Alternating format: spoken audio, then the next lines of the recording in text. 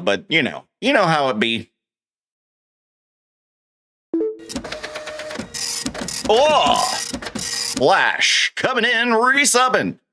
Where's this year gone? I don't know, but 15 months is pretty awesome, man. That's awesome. All right, let's get rolling.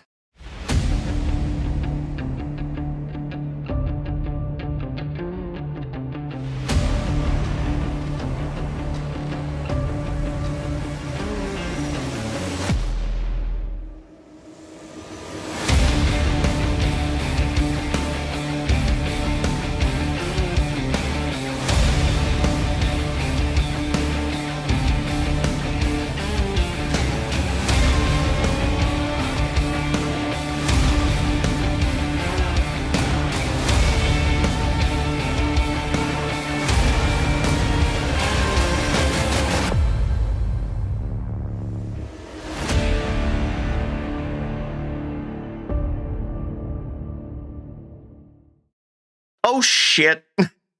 I forgot the camera. Hang on.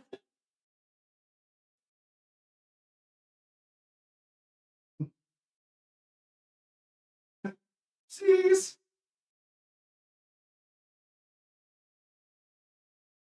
Small issue there. That was a small issue. That, you know, when you forget that you have... Oh, God. Did somebody trigger that? Okay. You can use exclamation point, up, down, left, right, all that stuff to look around. Like I sometimes forget with a DSLR camera, sometimes you have to actually like reset the damn thing. Hello there. Hello. It's good to see. Good to see.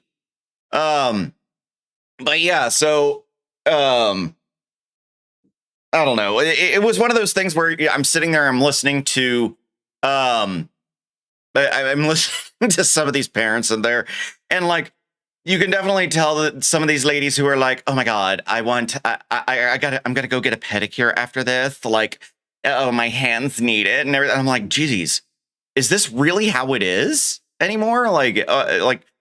So yeah, those moms. Yeah. And my wife and her are just sitting there like, really?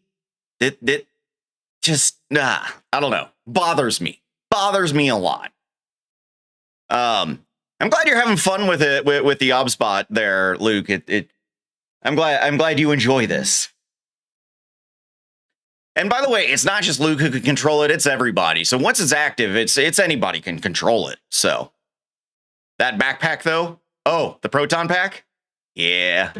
Oh, you know what? It keeps doing tracking for some reason. Let me there. I disabled the tracking. That should be a little bit better. Here, I'll even help you. Whee. There you go. That's what you wanted to look at. That's where I'm storing the proton pack for now. Oh, you turn the tracking on. It's okay. It's all good. Like again, I give you guys control for that, but like I'm hoping to like improve a little bit. But if you like turn it over here, you can see that the trap was up there, and so are the ecto goggles and everything. So yeah, I know the feelings on those types of moms. Yeah, they're like, it's just, I don't know, why do they have to be so crazy? Sassy coming in 11 months subscribed. Damn, thank you for that, Sassy. Hope you're doing well. How's everything going? That was well worth the 1.2K. Oh yeah. Yeah, you guys you haven't even made it like even like towards the window and such. There's even more stuff. Like there's stuff you can constantly be looking at. And that's something I'm going to be working on improving. Like I have more stuff I would love to get up on the wall and everything. And it's one of my ways that I may transition from like this. And instead of a green screen being behind me, we'll have other stuff, and maybe I'll make it to where, since I have an NVIDIA, card now, I might be able to do the background removal and it might work cleanly because I have the lighting. That won't be the problem, but, experimenting. Got a lot of experimenting. I fucking love you, man. You're so clever. Oh, I take inspiration from my heroes, one of them being Nutty. Nutty, Andy Lippy. I mean, all those guys who make a lot of amazing stuff, with Streamer.bot and whatnot, those are my inspirations. I'm good. Slowly getting rid of my headache with chugging down caffeine. There you go. I have a little bit of a headache, but I'm also really tired for some reason. I feel like I didn't sleep, but I slept through the night for once. So I don't know. When our kiddo had her lip sync performance, an overdramatic mom kept screaming, "That's me! That's me!" My best friend Nexus and I just rolled our eyes and wanted, yes. See, and that's the thing. Like,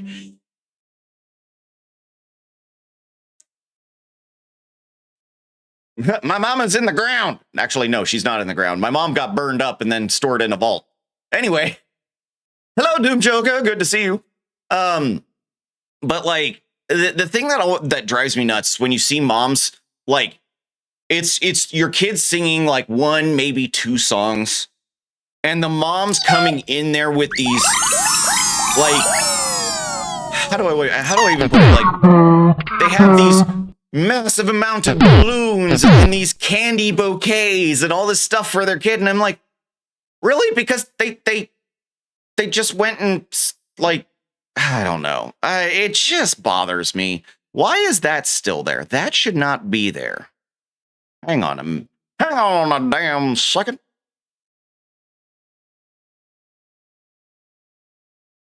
I think I just forgot to trigger that. There we go. But yeah, so like, I don't know. I get really, really annoyed with some of these parents who, it's not even that it feels like they're not doing it for their kid, but they're trying to rub it in your face that you're not being the perfect parent. Like, that's what it feels. The Streamer.bot interface adds quite the digital flair to our escapades. Handy, isn't it? Still, nothing beats the classic touch of human charm. It's true. Yeah, it's just, I don't understand why some parents have to go so far, like, on the extreme of it all. Like, we don't need to do that. And all you're doing is just showing it, like, basically trying to make everybody, you know, look at you and, you know, try to inspire people to be you and everything. It's like, that's not who I am. You know, it's like, and Kristen and I had a discussion about it where it's like, we are not the parents who are, you know, give every child an award type thing. Like kindergarten, okay, get it, because, you know, you need to give those kids the impression of, oh, okay, you know, you can earn things, right? Okay, cool, give them that. But beyond that, we don't need to sit in an awards presentation for every single class and every single grade, you know, and every single child gets an award. It's like, that's not what I value for my children. What I tell my kids is, if you don't win an award, that's not what I'm worried about. That's not what I'm focused on. That's not anything. Cool if you win it. Don't worry if you don't, because what I'm looking at is, did you go to the principal's office? Are you constantly a troublemaker? No? Cool, you're good. What's your grades like? You're getting A's and B's? Cool, you're good. Like, I am proud of you for those things. You don't have to be this super achiever in order to be worth something in my eyes. And so, like, I still have a problem with giving every kid an award, especially once you get up into like 3rd, 4th, 5th grade. At that point, these kids should be beyond that. Pimp the kid out, it seems. Yeah, something like that. Stop making your kid to be a damn pony show. Pretty much, yeah. It's a pony show, or, you know, it's the same thing as like freaking beauty pageants, where you know, it's not really that we're trying to boost the child's self-esteem or anything like that. It's this parent's desire that they are better than other parents. Like, that's what I get out of it. Hey, Johnny, you have an award for turning up. Next up is Jackson for the best nose picker. Yeah, pretty much. Hey, Rusty. How you doing, buddy? Good to see you. Good to see you. No. Yeah, it's just, so, I mean, that literally is where I'm with a lot of these, you know, these parents, is that's what I wind up kind of feeling.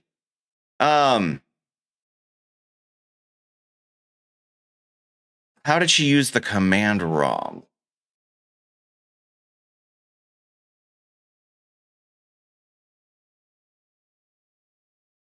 Oh, it's probably because it's not so Mystery Science YouTube is not coded. Here, I'll show. It's time for show and tell on that real quick. Mystery Science YouTube is actually all done with the tools within Streamer.bot. So there are limitations that I had with it. No, not subscriber check. It's the command. So, where is it? Mystery Science Theater YouTube or Mystery YouTube Theater. That's it. So, like, as you see, it'll go through and like it'll do all its checks and everything. The problem I have is I had to put in something to get it to recognize what is a YouTube link and what is not. And so oh wait, that's motivational poster. Wait. Get info for motivational poster. Why is that there?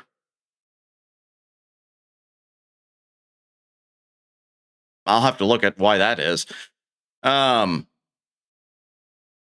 Where's that check? Rejected, rejected YouTube redemption.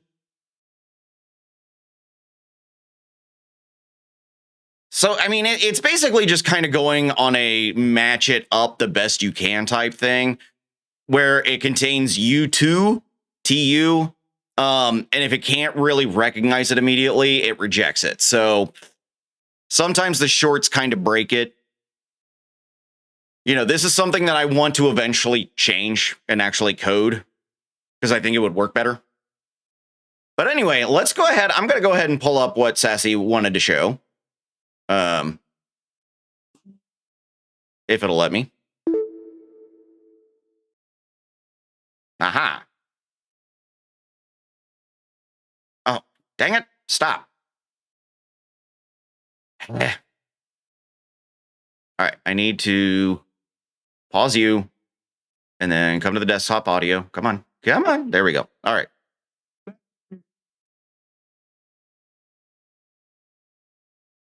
Woo!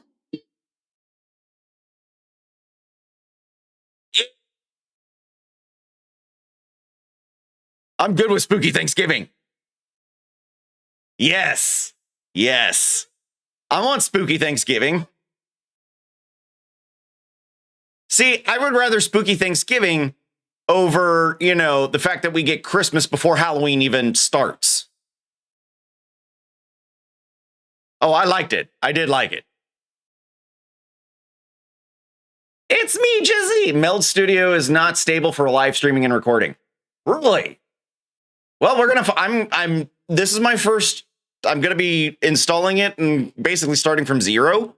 I want to make sure that I get a good understanding of what it can do, what it can't do, where its limitations are at, because I like having a valid opinion, one that I've actually formed and done myself. So I'll take your word for it right now, Jay-Z. But we're going to work through it and we're going to see what happens. Morning, Patriot King. Welcome, welcome. Spooky gets my vote, but we don't have Thanksgiving. I know. It's because it's our way of semi celebrating our victory over you. No, it's more we started founding this place and then, you know, there's a lot of things. Anyway, a lot of food consumption and then popping Tums. Yeesh. Not only popping a Tums, right? But like just going, I'm stuffed, but there's still pie.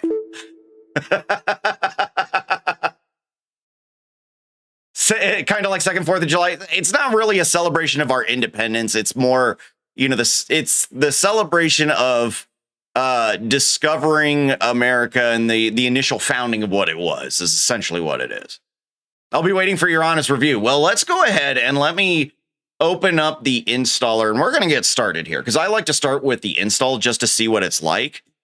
Because one of the things I always have an issue with, and I'm going to be very honest about this, I always have an issue if I'm not allowed to choose where it installs, which right now it's making me a little nervous. So we're going to install. So I don't get to choose which of my hard drives this would go on. So for me, Why, the thank reason why you. that's a We big aim to issue. entertain and run a tight ship here. Glad you're enjoying the show. Stick around for more top-notch content. Oh, thank you, Debu Plays. Thank you. I appreciate that. How are you doing? Welcome on in. Thank you for explaining. Yeah, it's basically the celebration. Yeah, Thanksgiving in the United States is essentially the celebration of woohoo, we found the land. That's pretty much what it is. But yeah, so one of my things that I don't like when it comes to install packages, if it doesn't allow me to install it on a particular drive.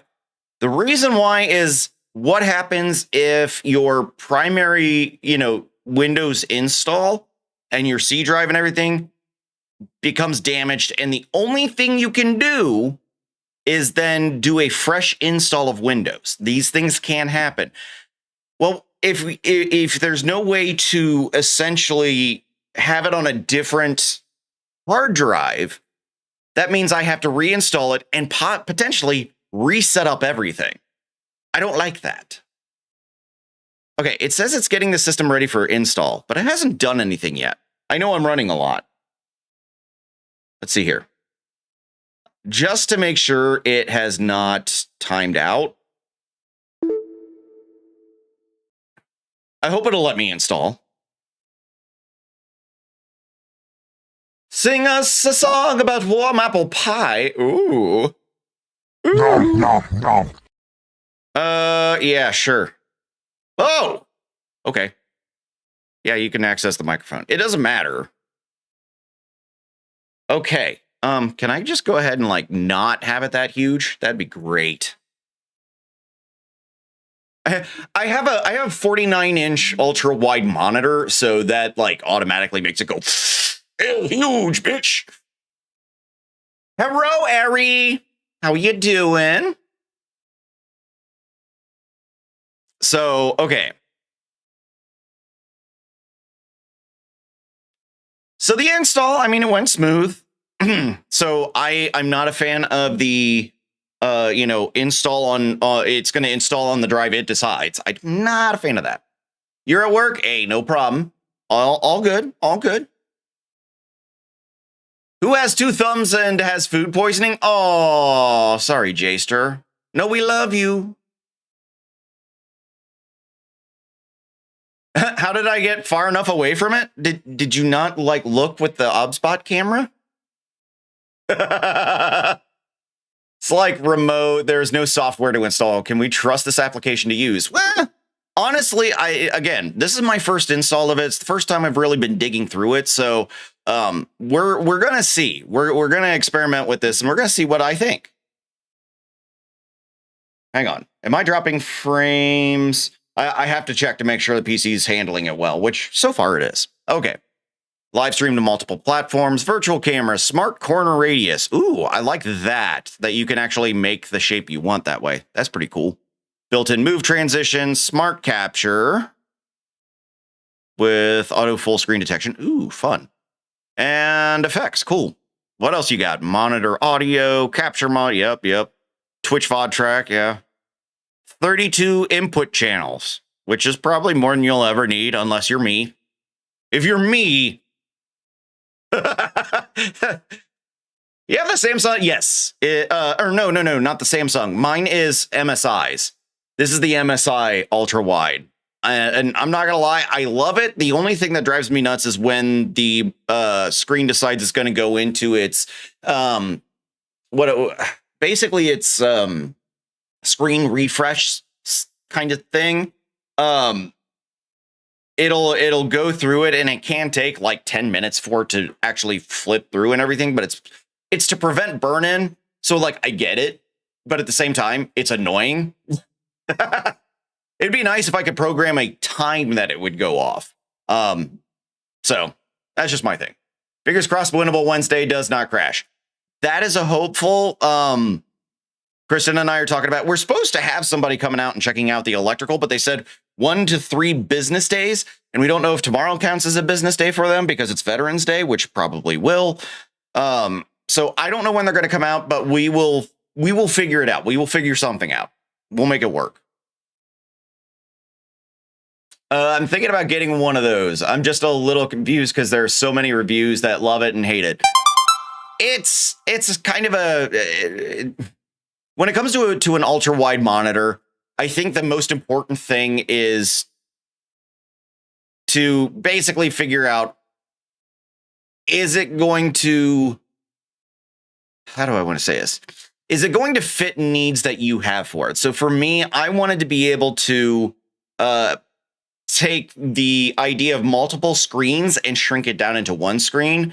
And the way I manage it is through Power Tools, which is for Windows. And so I have a way like if I shorten this up and everything, if I do a shift click and like grab onto the application, notice the window gets red, and I have it to where it auto sizes to basically the same thing as 1920 by 1080. So that way it fits on this really easy. So for my purposes and what I have it set up for, it's perfect and I love it. You know, but a lot of people will get it because they think it's flashy, it's whatnot, but they didn't have the purpose for it. I need the multitasking space with all the shit I do. I need the multitasking space. Plus, I've got a 32-inch 32-inch wide, like wide style monitor from Scepter up there, which that thing, yeah. 3 monitor setup. Think that would clean up my desk area better and just have one monitor. Yeah, it can. But I also still like some things for multi-monitor. So it really just depends on what you want it to do. We have snow in northeastern Ohio. Congratulations. I still have rain here in Washington. Let's see. Pick my preferred canvas setup, default or multi-canvas. Create both landscape and portrait. Well, let's do I want to do both because I want to see. That's me. You're probably wondering how I got into this situation. Well, it all started with a roll of quarters, Chris Hemsworth's hair, and a mongoose. Honestly, it doesn't make any sense. It's true. Okay. Multi-track recording, whoopie-doo. Yep. Enable tracks for recording, okay. Each track appears separately. Huh. So I can pick and choose. That's nice. What is the best video bitrate to use for 1080p and 1440p if internet speed is 75? Okay, so what you need to, when you say 75 megabytes per second, are you referring to the download speed or the upload speed? Because there is a huge difference in this. And if you're saying download speed, axe that immediately. Your download speed isn't going to matter for shit when we're talking about your video bitrate and streaming.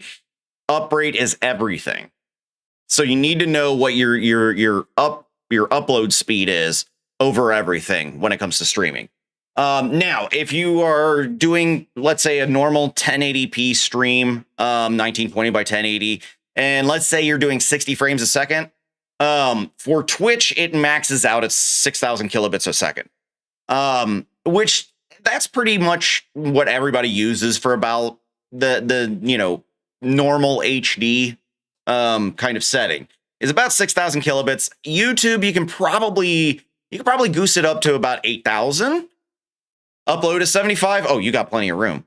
So I would probably say you could potentially for YouTube, you could potentially boost it to about 8,000, but you really don't need to. Because 6,000 kilobits per second for just your video. Twitch is demanding advertisements. I know. For just your video, 6,000 works, and then you can take your audio and bump it to 300 kilobits per second for or 320 for each channel that you're doing. So that way you get max audio quality too. When it comes to 1440, I'm trying to remember. I think 1440, the range is between 8,000 and 12,000 kilobits, I want to say, is the range that they recommend for it, somewhere in there. And that's also at 60 frames per second. If you do 30 frames per second, you can absolutely lower the upload speed. Because you're sending fewer frames then, and so if you're sending fewer frames, it requires less data. I would say if you're doing 1440, I think the max you would need is 12,000. I'm not entirely sure on that. I'm kind of going from memory on that one. I know the 1080p off the top of my head because that's what I tell everybody. If you're doing it at 60 frames per second, it's 6,000 kilobits is pretty much the standard. And then if you do 30 frames per second for the 1920 by 1080, I think the max they tell you to do is about 4,500, something like that. So that's the typical for those. As far as 1440, don't know, but yeah, if your upload speed is 75, I mean you've got enough room to work with that you could technically do about anything. Good. Now close it. And go. So, yeah, I mean, it is what it is. No, we're going to start blank on this canvas, though, because I want to start blank. I like blank. Oh, thank you for the lurky lurk. I like lurks. Lurks are good. Okay, so we got a scene here. So the layers. I know everything kind of goes in layers. So select a device. You know what? Can I bring my OSBot virtual camera in here? I don't know if it'll let me.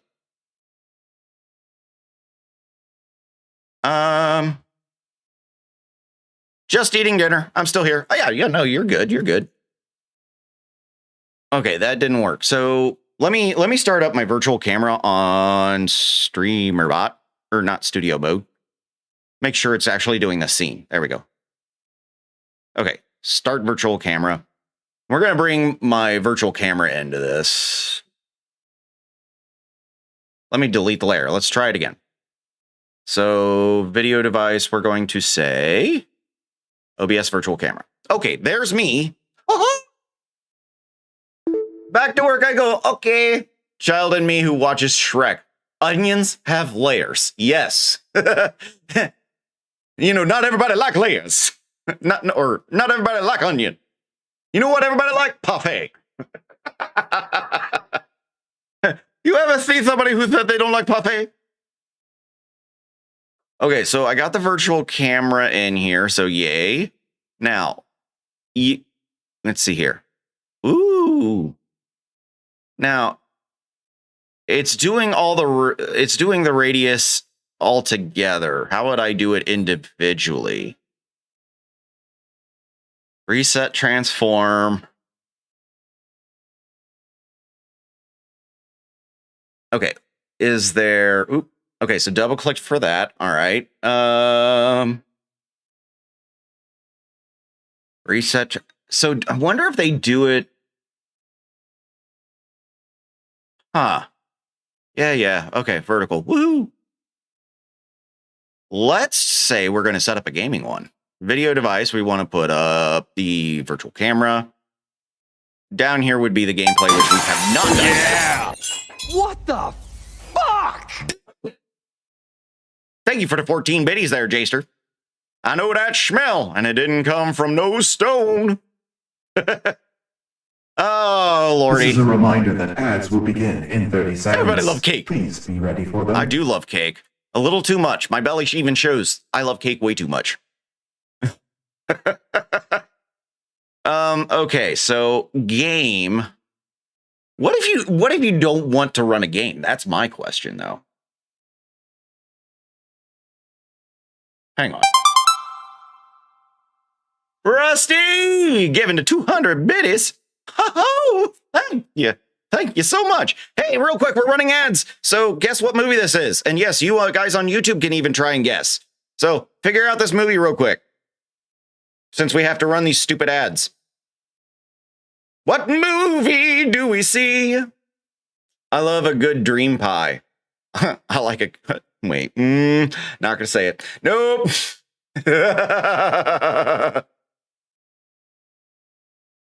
I don't need a potion to be sexy. Pea gremlins? What are pea gremlins? Don't do it. Don't do what? The Godfather.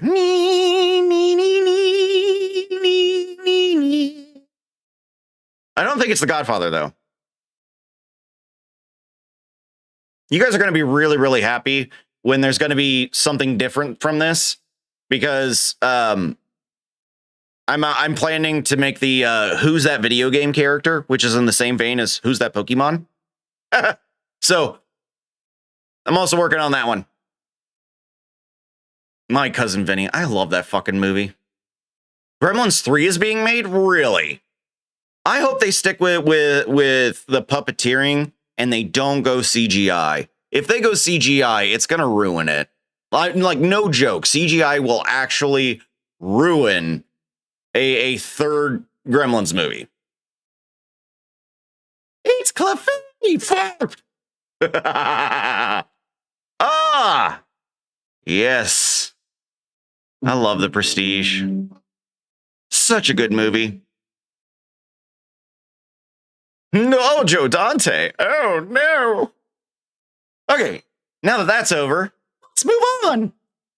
Okay, so hang on. Let me look at what other layers. So, I mean, that should be the same as like everything else. So what is duplicator the same as select a source to duplicate? Oh, it's source clone. Got it. Okay, duplicator is source clone. Got it. Which is nice because that is one of the things I absolutely love to use with a stream is source clone, to where you can take one thing and duplicate it as many times as you want. Saves so much on resources. Markdown. What is markdown? Oh, wait, that says text over here. I have a text over there. Where is it over here?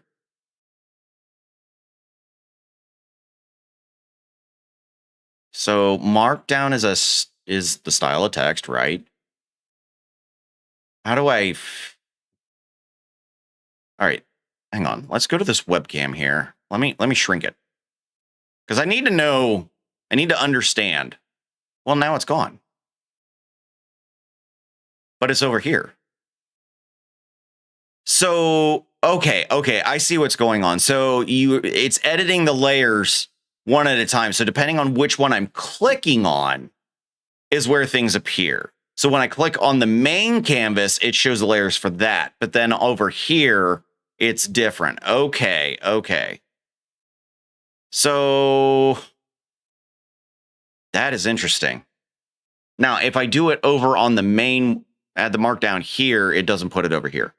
So how would is there a way I would be able to do it where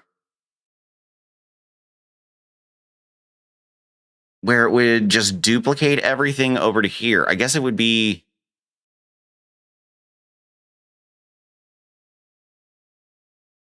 Huh.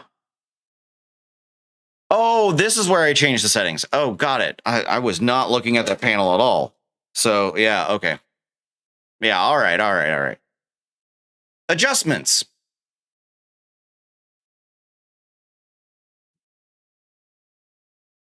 I mean, so far, like, there's still a lot of basic stuff that you can do. Now, widget, what is the combo? And what can you do with it? Here, let me... Actually, you know what? Hang on. Let me do it this way. Oh, crap. All right, whatever. And, oh, yeah. Hey, guess what? Flash is still up from the last time I used this scene. You can tell I do not do it often. All right. So over here is the panel for it. Let's see. Widget, the combo widget preview event. Oh, that was cool. So it's basically, that looks like I can make it a meter of some sort. Okay. Oh, okay. Interesting. Now I clicked something. So react to event. Okay, so let's say it was a Twitch cheer. Reset to default value. If I did a kick follow, okay. So if I just go ahead and just say, let's do the, we would do this as like a kick follower. Reset to default value. Okay, not going to preview the event. Ah, there we go. Okay.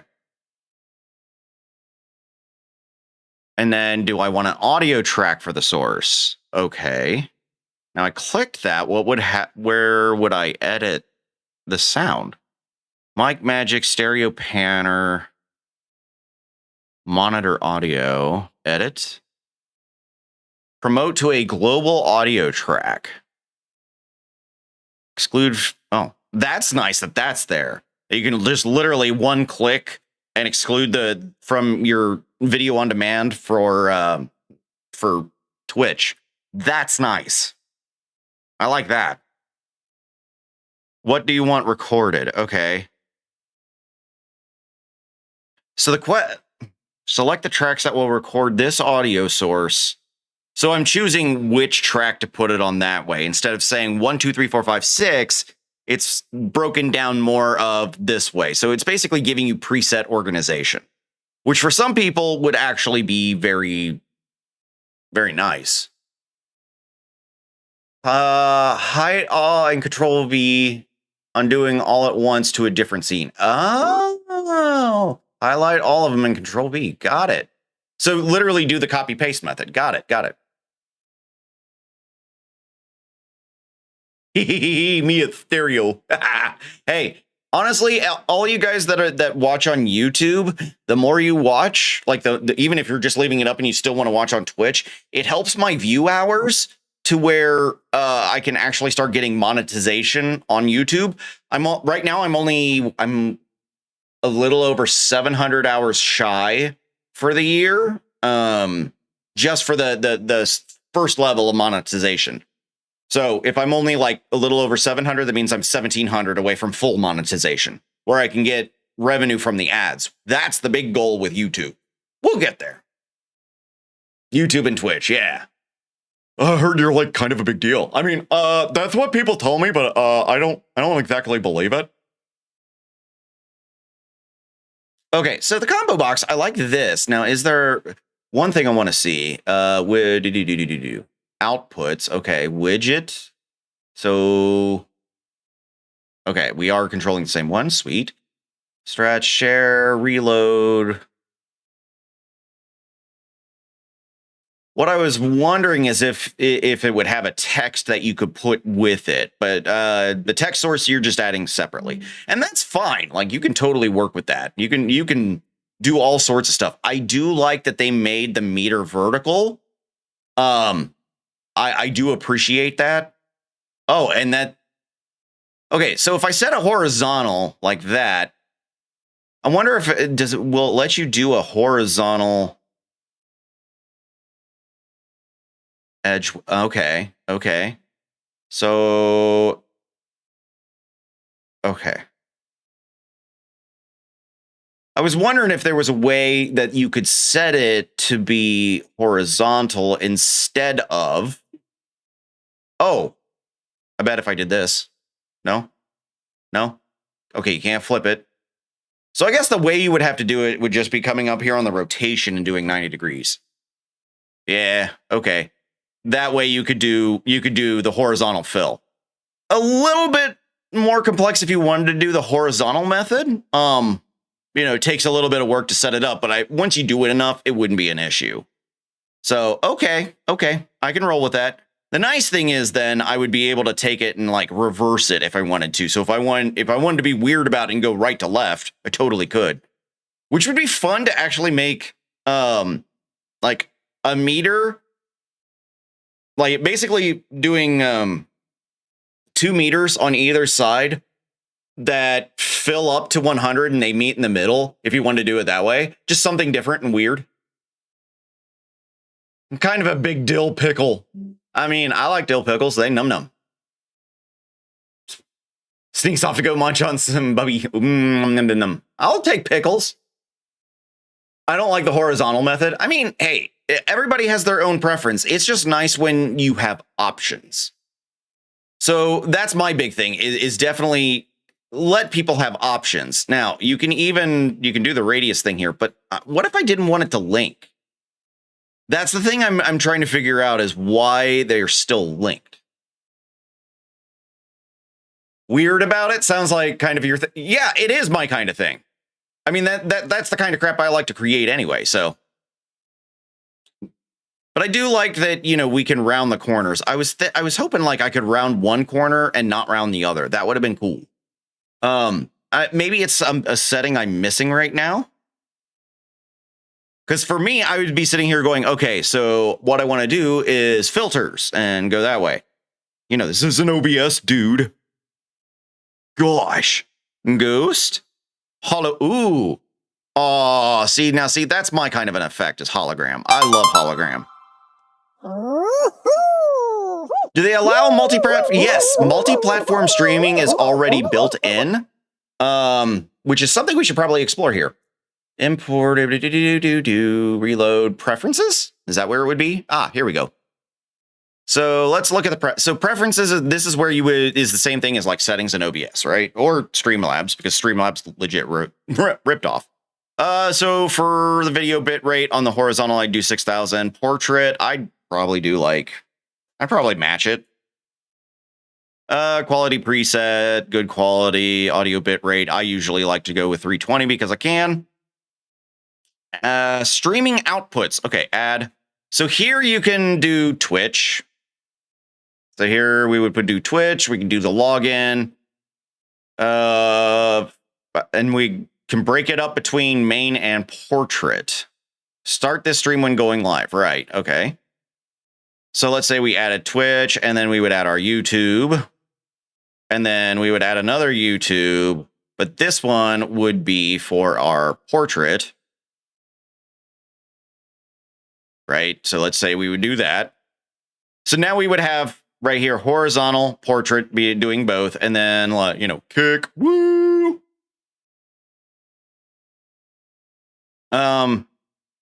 Use the VOD track. So, ooh. Use the same audio track for both your live stream and VOD. Now, I wonder if you did this. I wonder if you did this with YouTube, if like you were playing music and you could hear it on Twitch, if it would automatically cut it out on YouTube.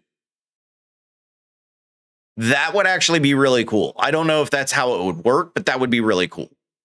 Let's see. And then we also have custom RTMP. So if you wanted to do Trovo, what's left of Facebook gaming, that, yeah, is pretty much gone. Or you even want to stream to your own website, which I have thought about doing, but then I was like, nobody's going to go there anyway, so why? That's why I just embed my Twitch stream on it. So that's actually really cool. Recording output. What do we have? We have really Flash. All right. So QuickTime, MKV, and Flash. There is no MP4 on this, which is interesting. That's really interesting that these are the only codecs available. I would have assumed that you would have had more than this. That's me. Old grinding reel to reels had soundbars that came in from either side and met in the middle when setting up. Ooh, see, I did not know that. See, I would love, but that's what I would love about it. That's what I would love to do with it is, you know, have these little goals that like, oh, is it going to touch? Are they going to touch? Heard my name? No?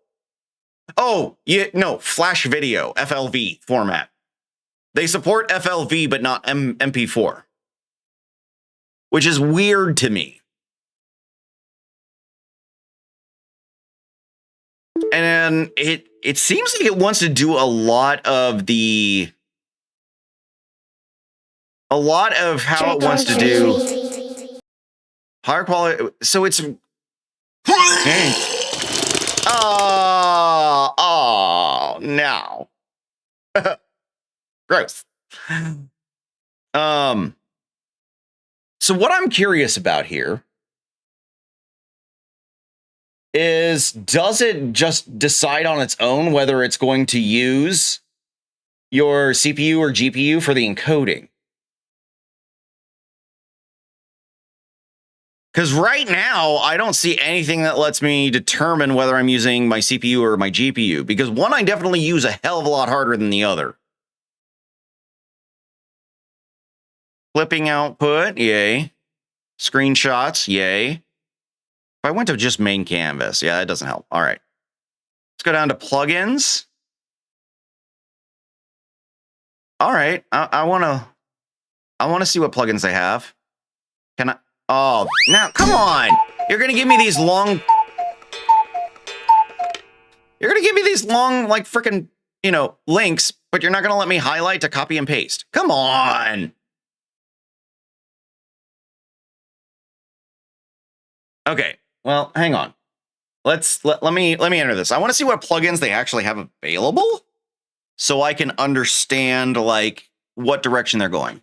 Because I know Meld is all about making sure any plugins that are added, they basically have to work specifically the way they need it to before they'll ever let it like actually go on their platform. Okay. Integrations? I put it in, but it's like, nah. Well, let me try it. All right. I'm looking for plugins on this.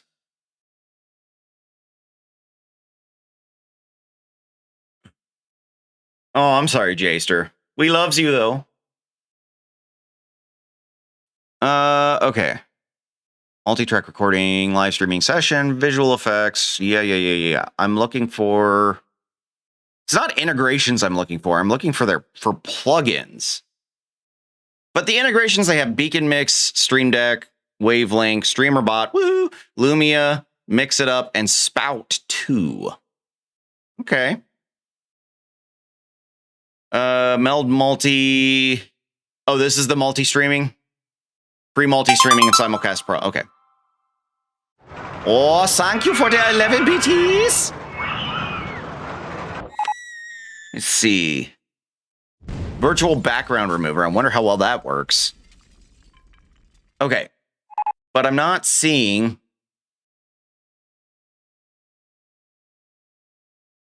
All right, let me do a. I entered the actual thing, but it didn't come up. So let me do Meld plugins.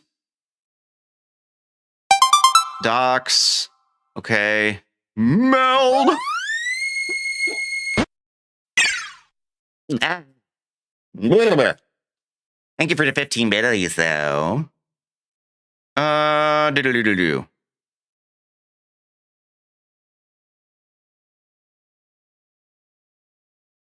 Meld Studio plugins. That's what I'm looking for.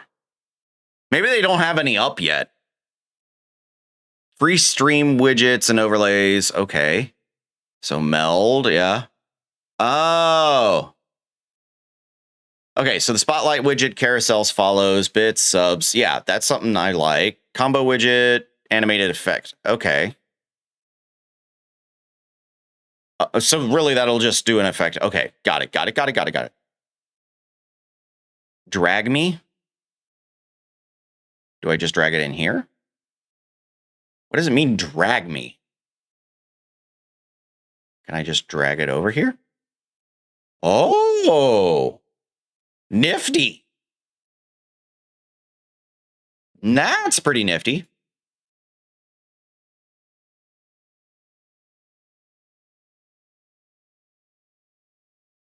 Huh. Font color. Font style. Okay, here's another thing on fonts. Let me see here. Okay, so fonts, they legitimately pull from Google. Oh, the doctor, take me with you. The picture does look clear. Yeah. Oh, yeah. I had no doubts on the quality of Meld. I really didn't.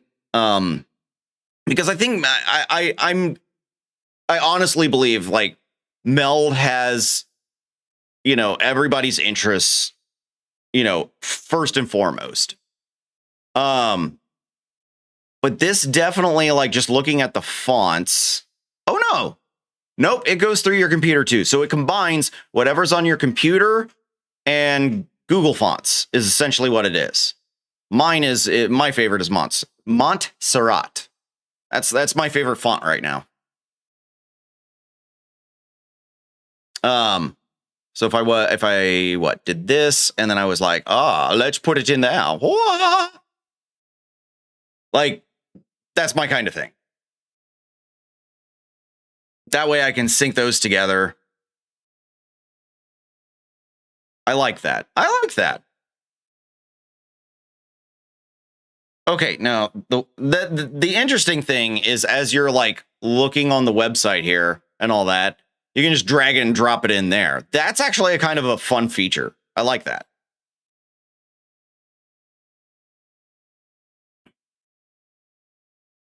Effects. No add-ons, no plugins. But it said plugins. Drop shadow is definitely one of those things. Glow styles. Okay, hang on. I want to. So let me go to effects. Oh, wait, that's import effects. So how would I import effect? Oh. Okay. So maybe they are allowing for certain things. Okay, but the scan lines don't move. Can I make it move? Is there a way I can adjust that? Like, does it have settings I can work with? Let me see here.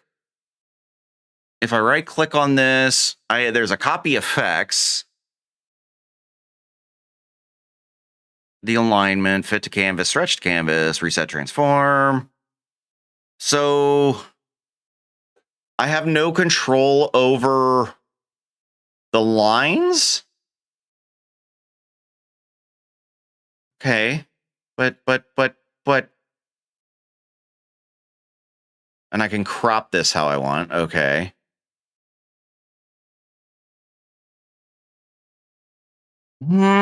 Okay.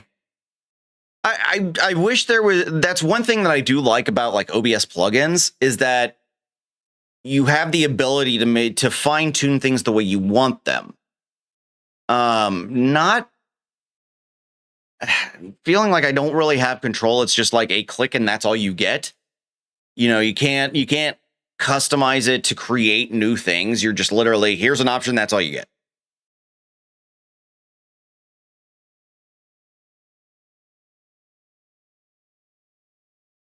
Ooh, me as a hologram's fun. Woo! I do like that. I'm curious how Streamer.bot will work on this. So when it comes to Streamer.bot and the integrations on it, where's my tests? Yoink. So like if I came down here to the tester, let's go ahead and get rid of that. This is what's available in Meld. Is you can get the current scene. So basically you would be able to set it up that if you needed it to jump to a scene and then return to that scene, you can get the scene information, and then you would go down to where is it? Layers, tracks. Oh, wait. You can get the current scene. Oh, show scene. So on show scene, then you would just set the variable for like previous scene. And so whatever triggers, it'll go, okay, this is the scene we were on. And then at the end, you would be able to go, this is the scene we're going to. We're going back to it. So you'd be able to like flip back and forth through scenes. That's how I control some of my stuff in OBS when it comes to like the Mac and Me redemption, the Homelander redemption, when raids come in and everything like that. I do a get the current scene. And then I go, okay, now that we've got it, let's go back to the scene we were just on. So that way it looks seamless and it looks like it's fully integrated. That's one of the tricks I do. For the action for streaming, this is literally a start, stop, or toggle. So if you wanted to have a trigger to start and stop for some reason, there you go. Let's see, what else does it got? Get status. I wonder what this is. So basically, like, are you recording? Are you not? Pretty much. Are you streaming? Are you recording? I think that's the information it would provide with that. So show scene is basically go to this specific scene. Streaming, take a screenshot, take a vertical screenshot. Twitch is demanding advertisements. Okay. Effects, so you can set specific effects. You can change your browser URLs at will with it then. You can change the visibility layer. You can change the media of a source, of a media source then, as well as changing the text. You can mute tracks,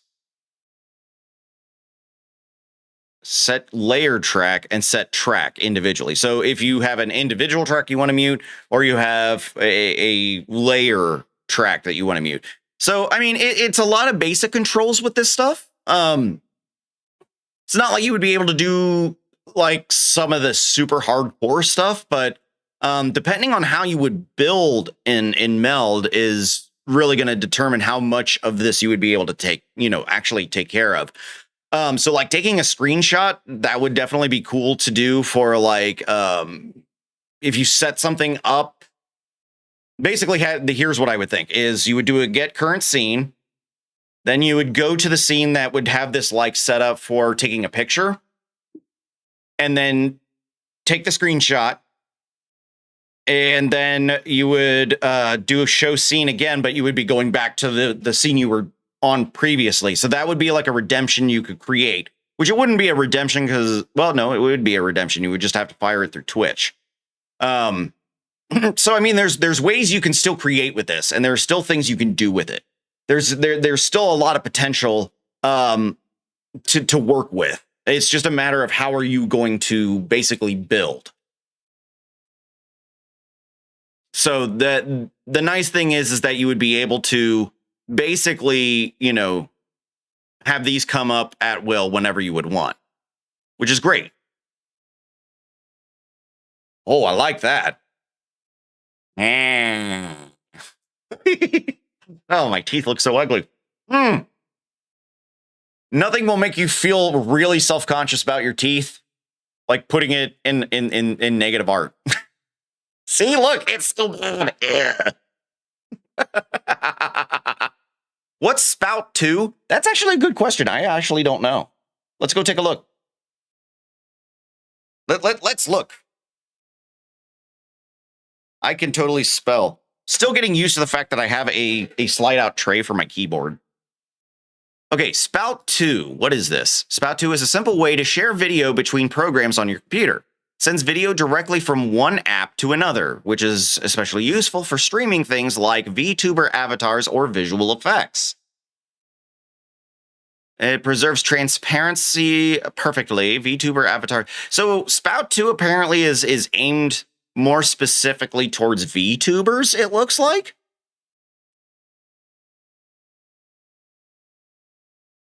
Okay.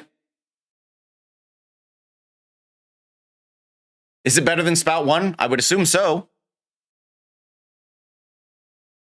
It uses less CPU on your computer if you're a VTuber PNG. Yeah.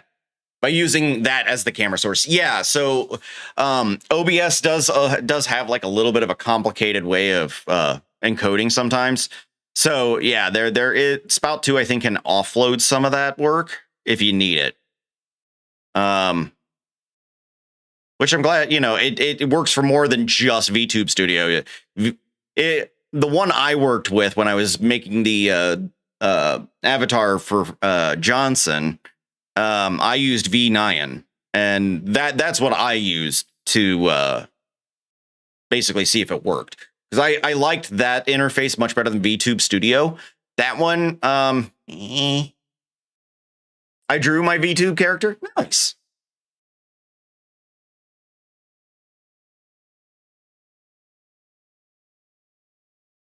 So that's actually really cool. I like that.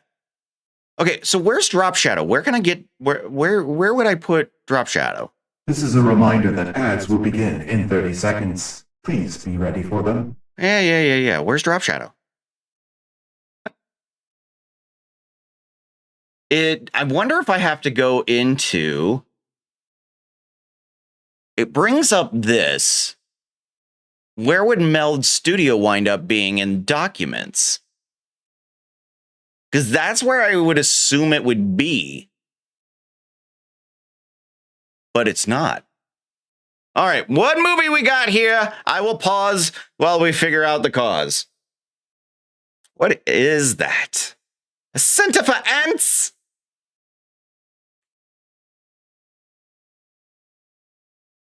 Totally Bambi. Aw, thanks for the love, Doom Joker. I love you too.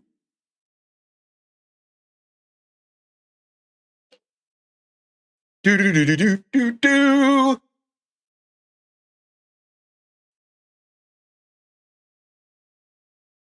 It almost looks like give your father a hug. No, that's not it. Pretty in Pink. Oh my God. There's a movie from a long time ago. My car!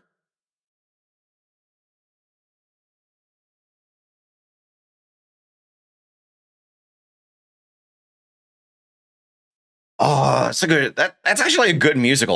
My wife really loves it. The Greatest Showman.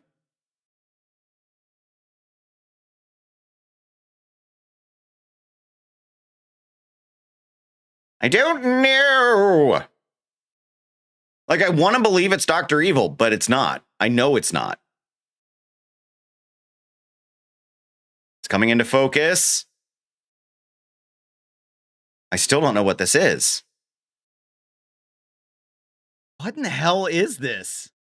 Indeed, the greatest showman is a Silent spectacle Hill. of talent. Oh Hugh my Jackman God. really does know how to put on quite the show. Bravo.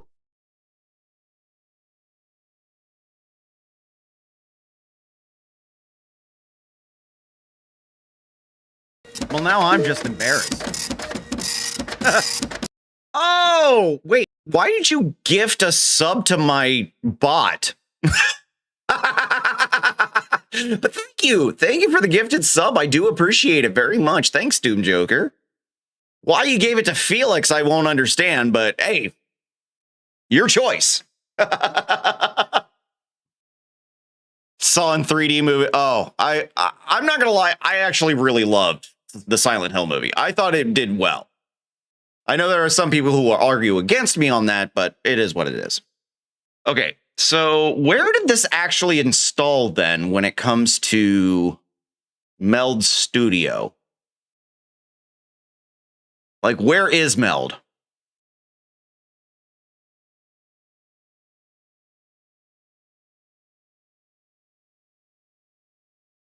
Okay, I don't think it's in that program file, so maybe it's in x86.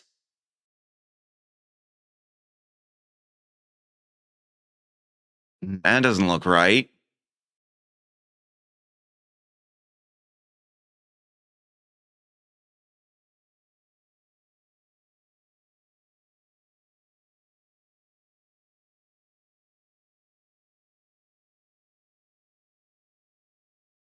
Where did it put itself? See, that's the other thing.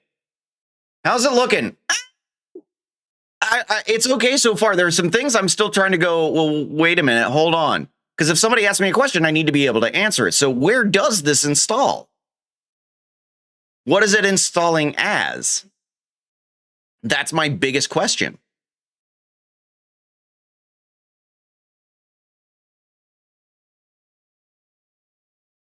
Because it didn't give me an option on where to install things.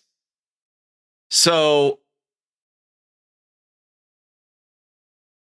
I don't know what that is.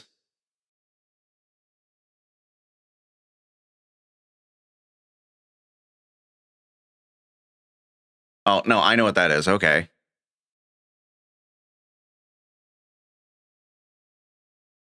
This is interesting. By the way, how you doing, AK? Everything good?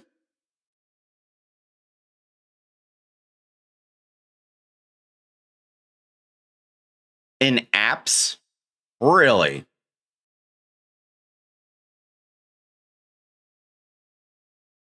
So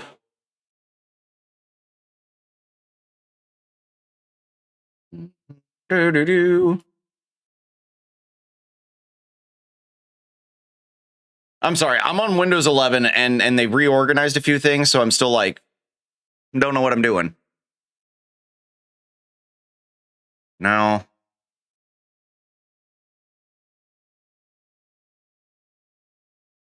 Yeah, and I'm not a fan of basically it determining where it's going to go. That is something I'm just never going to be a fan of.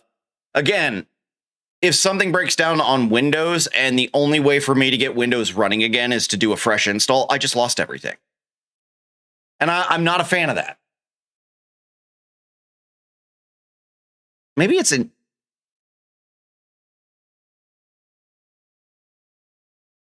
I'm gonna go to app data. Oh no! Uh-oh. I'm about to get hit with something on YouTube for this.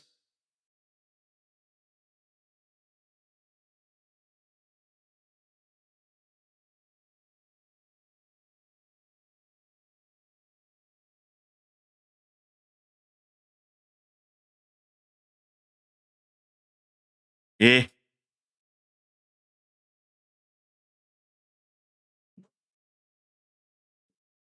And for those of you on YouTube, I'm sorry.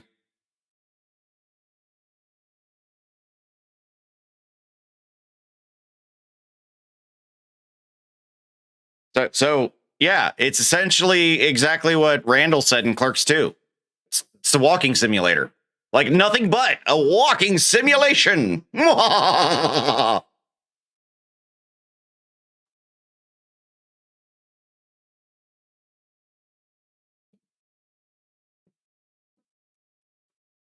I switched. Yeah, it's okay.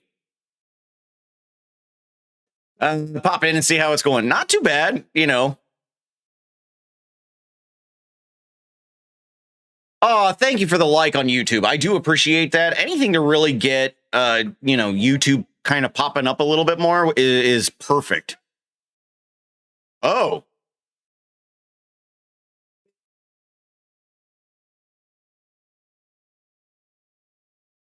Motherfuckers on a magic quest. I like it.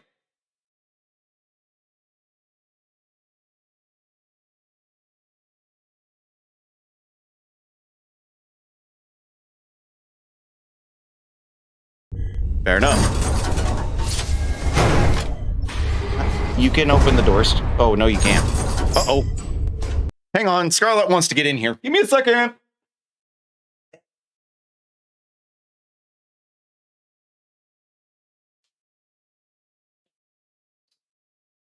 Can you wait? Oh, my gosh. Hang on. All right. Come here. You guys can totally hit the Scarlet cam right now. No, don't kill people.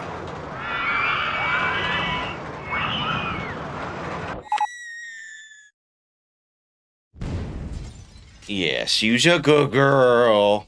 Yes. Exclamation point Scarlet will bring up the camera that you can see Scarlet. At least part of her, probably.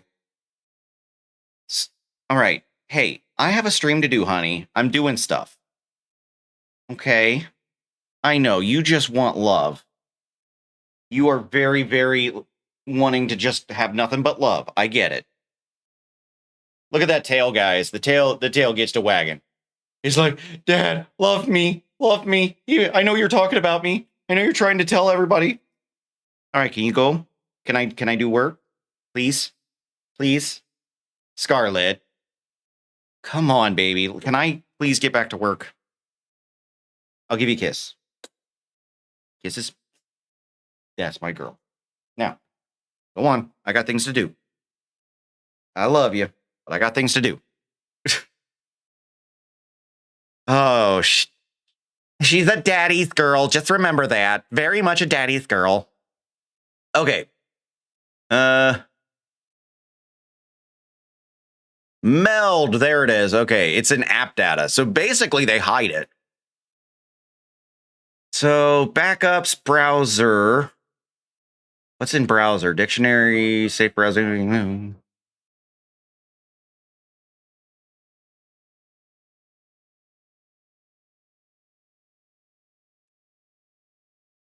Oh yeah, you like it when I dance. Oh yeah. Okay. See, what I'm trying to find is where, like, Drop Shadow would be. That's what I want to know. Like, where the hell is Drop Shadow? Like, it's going to drive me nuts. Oh, shit. Okay. Oh, no. Hang on. Found it. It's the plus sign. Derp. What's bulge? Bulge. Oh, it's fisheye. Oh, guys, there's something wrong with me. Oh, I got such a headache. Oh, my headache. Oh, it hurt. It hurts so much. Okay.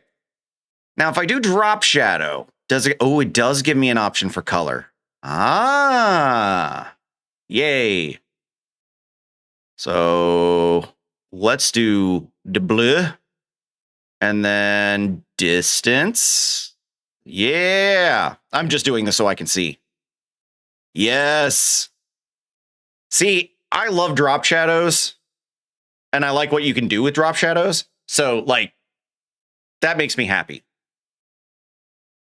What else do they got, though? Gaussian blur, glow style. Ooh. Outer glow, center glow, inner glow. Ooh, the inner glow. Oh. See, this is an easy way to, like, basically give yourself a frame. This is like the easiest way to make a frame. So, and then I can take this and I can completely change it around. Ta-da! Okay. What else we got? Invert colors, gradient. Ooh. Okay, gradient.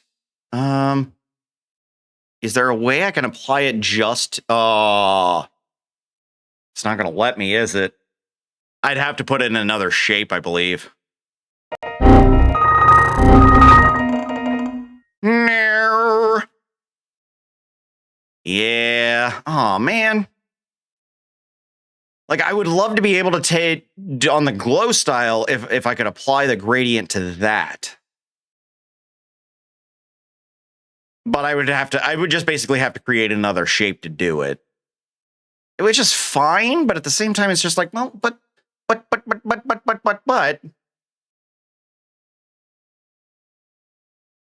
You know, and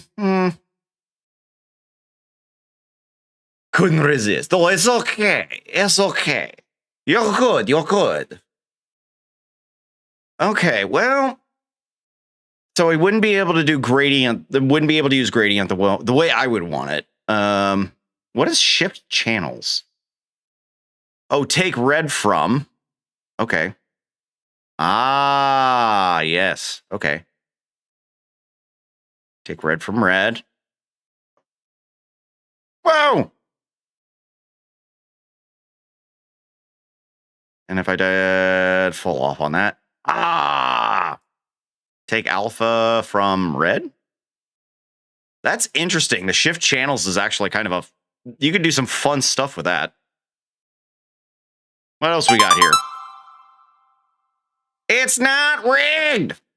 Telling me to go lay down. All right, take care, Jaster. Thanks for the 2 biddies. Bye-bye! So transform, would this let me... Whoa! Scale? No, it's not letting me scale that way. Okay. Oh. Unlock the... There we go. Okay. So, I mean, it's got some stuff that you can customize, which is far superior to Streamlabs. Venetian blinds. Ooh. Yeah. You may make a nice transition of yourself. Oh. Oh. That's kind of fun. Oh my. So I do like that there are options that you can choose from, and you know, you can make things, which is great. And then of course, media source is gonna be the same thing. You just, you know, come in, you find video things. So if I go to my stream stuff, let's see. Oh, sure. Let's put a demo video. Oh, wait, that's not where I wanted it. Aw, I clicked on the wrong thing. I want it over here. Okay, now, actually, this is a good test. I want to take that same media source and put it over here. Oh, okay. So you'd have to, okay. Down. I'm, you know, this is just me testing. I want to see things. I want to know what can be done.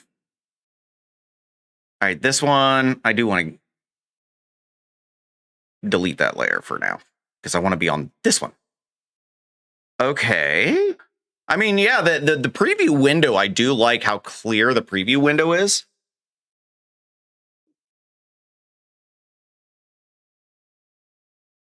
Let's see. Okay, what's Spotlight? I'm curious about what Spotlight is. Okay, so I'm going to put it there. Preview. Oh, we already did Spotlight. Oh my God.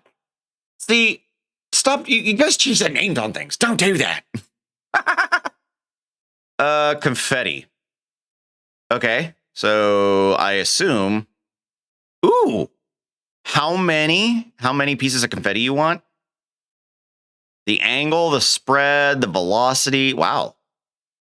It's basically like taking what I did in Blender and making it available for you to do. Strange watching you on here. I know. And by the way, if you're on YouTube, you can trigger all the commands. You should be able to trigger all the commands the same way. And I'm pretty sure I have the same thing set up where if you're on YouTube, you can get achievement points. They will not tie to your ones on Twitch. So you would technically be getting two different ones. I am also working on a channel point system for YouTube and for Kick. And so like I'm trying to make it to where it's going to basically do as close to the same thing as possible as Twitch, where like people are watching and it's going to track their watching and award them accordingly. Like I'm trying to build a system that basically works that way. That way you can set up channel points for anyone, you know, on any platform. It would just be those on YouTube and Kick would have to use a command to see it. Thank you for the kisses. Wait till you get to nested scenes. What, on this? I mean, I do nested scenes in OBS all the time. Thank you, Knight Sir, for the kissy. But yeah, I mean, my big thing is to make sure that whatever is happening on one stream should be available on the other.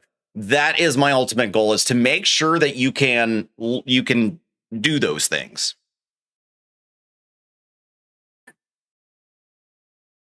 Not sure if they've sorted the audio. So they're having, I bet they're having the same audio issues OBS did with the nested scenes.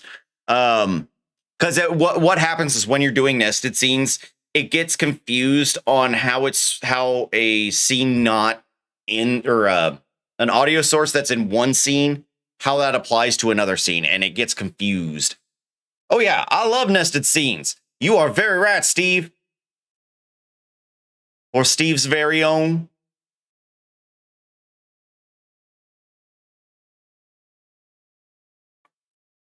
I mean, pretty much like all of this, I'm really happy with. Now, see, that's what I want to do with my confetti. Now, how high can we go with the count on that? You can go up to 1,000 particles.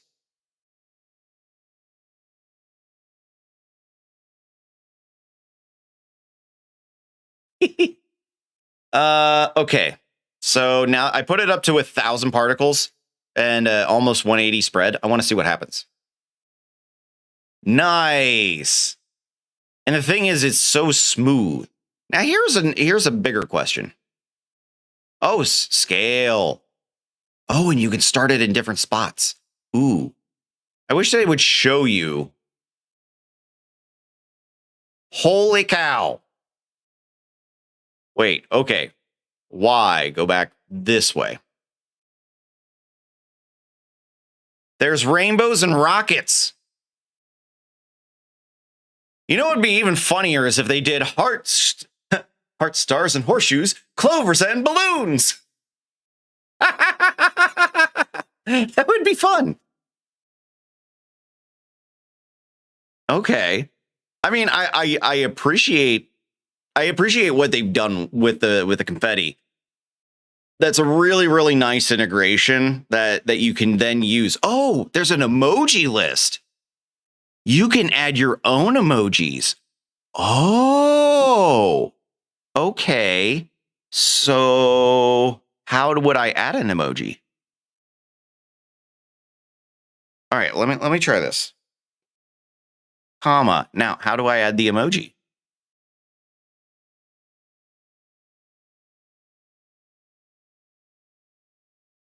Default value. Okay. Documentation. I need the documentation. Whee! Whee! Thank you. Your achievement system. Are there already default achievements, or do you have to set up everything? I left it completely blank. You set it up how you want it. So, because the way I set up my achievements are going to be different from how other people would want to do it. I have it set to where I think it's every 50 and every 100. It should give you an achievement for, chatting every 50 messages, essentially. Or maybe I made it every 100. I can't remember. But before you get to 100, there's like different steps you get to. And then I also have a specific one for 350 that, tree fitty. I wanted to make it to where you literally create whatever you want for your achievements. I even have some secret achievements you guys haven't even triggered yet. I'm waiting, but you guys haven't got there yet. So it's one of those things that I really wanted to make sure that whatever you wanted to do with your achievements, you can do. And so, one of the things that I worked really hard to try and get working, and last time I tested it, it worked, is like if you get merch purchases on, let's say fourth wall, I get a merch purchase. If somebody puts their username, like if it's Twitch, YouTube, whatever their username is, if they've been in here and whatnot, it will award them. So if they've already got achievements listed, like they've already, had some sort of an achievement in here, and they put their username when purchasing something from the store, they get an achievement for it. As long as I'm live. That's the other thing. I have to be live when it happens. But, there's a reason why it's been sitting in the beta stage for so long, is because there's so much to it that requires so much testing. It's been a little difficult. It's been a little difficult to get to all of it. Because there's only certain things you can only test in certain environments.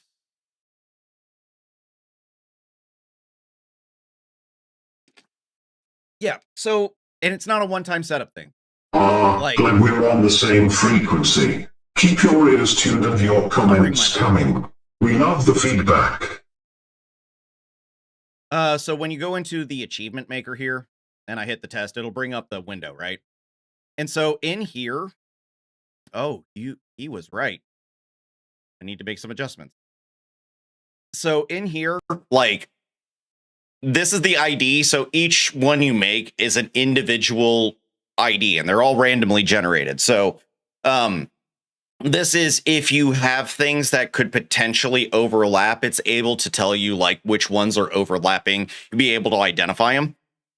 Platform, you can do any, or you can do just Twitch, just YouTube, or just Kick. So if you have specific things. And then you've got chat counts, specific phrases, emotes, commands used, channel points used, subscriptions, merch purchases, bits, game wins, position in chat, watch streak, donations, hype train, pyramid success, super sticker, super chat, channel membership, gift membership, member milestone, Like those are all in there. Lizard. Yes. The condition is basically what is it that you need to do. So like for the conversationalist, anything that is greater than Twitch is demanding advertisements. Okay. If it's 1,000 or more is when this one would get triggered.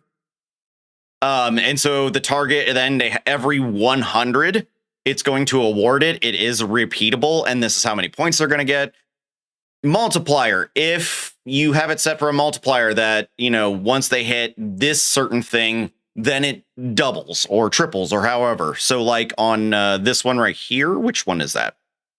My might be a cult, right? If you wind up basically getting you do 24, you know, you're still on the single, but then once you hit that 25th, it does 1.5 times your point value. And then there's also the double on is basically if you have a hype train. So if people are throwing you subs and everything during a hype train, it's supposed to then double the amount of points. You know, I tried to think of different ways you can set this up. So that's like literally everything you can do with it. There is game wins. And so like with the ad game I run with, you know, Twitch ads and everything, what I've done is made it to where, you know, if you win that game, you get 5 points. It's repeatable, you know, woohoo. And so all I did for that then was to come up here. Give me a minute. Where's my ads manager? Right there. So like on winner, I have to find it. Or is it on winner announce? I can't remember. There it is.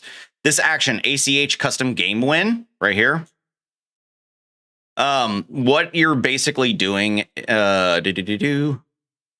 is you're sending the trigger to say, hey, this person won, and I need you to award it.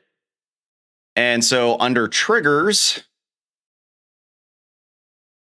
basically it's going to execute the whole thing to make it happen. And all you got to do is set your global game name. Now you can do it just once, or you can set this global in the individual, which is what I did.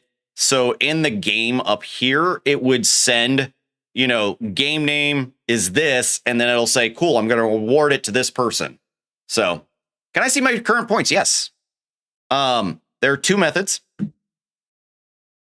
Sorry, we're getting sidetracked again. We close that down. So leaderboard. So there's the me and the leaders.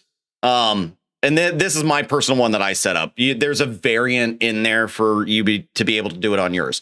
If you do exclamation point rank, it'll show you your score with the top 5. If you just want to see yours is it's just exclamation score.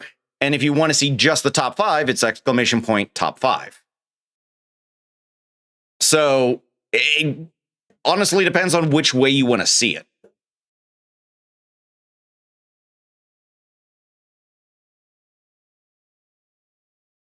Rank didn't work? No way.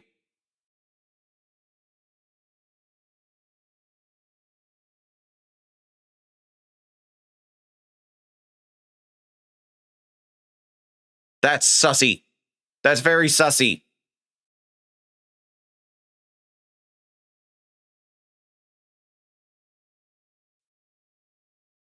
Did I break something? Nope, there. Okay, there it went. It was an order thing.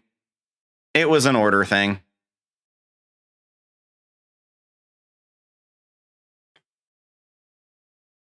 Score did it twice. I think it's a matter. I don't have those blocked, I think is one of the issues. Yeah, these aren't blocked. I should have put them on a block to where they won't. Basically, it's trying to run it all at the same time and it's not working. 30 seconds. Please be ready for them. Okay. So if I would have put these in an actual queue system where if one's running, the others wait. So that's the problem. That was the problem right there. My bad. But yeah. So you can always check that. I also have on this, by the way, where people can redeem stuff. Like if there are certain things you want them redeem for it, I'll show you in a minute. First, we got to guess, the frickin' movie.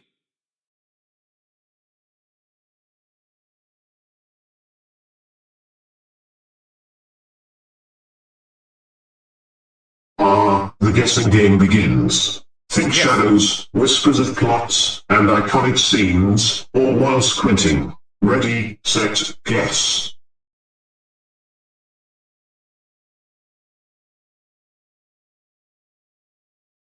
Okay, so that's basically just a shape maker.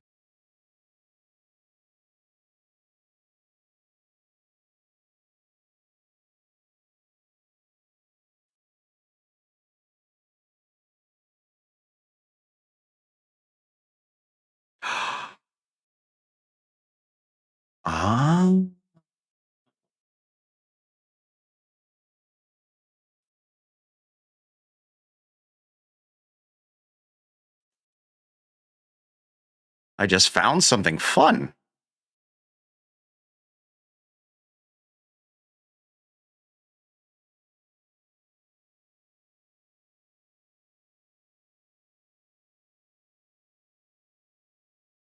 Harry Plopper and the Curse of the Poupon Hermione.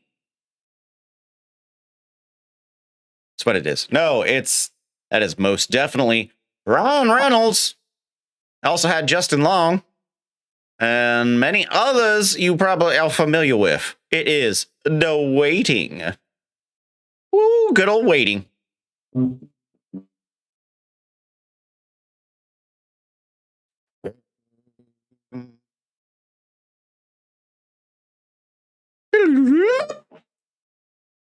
So, as I was flipping through things, I found this, which I thought was awesome.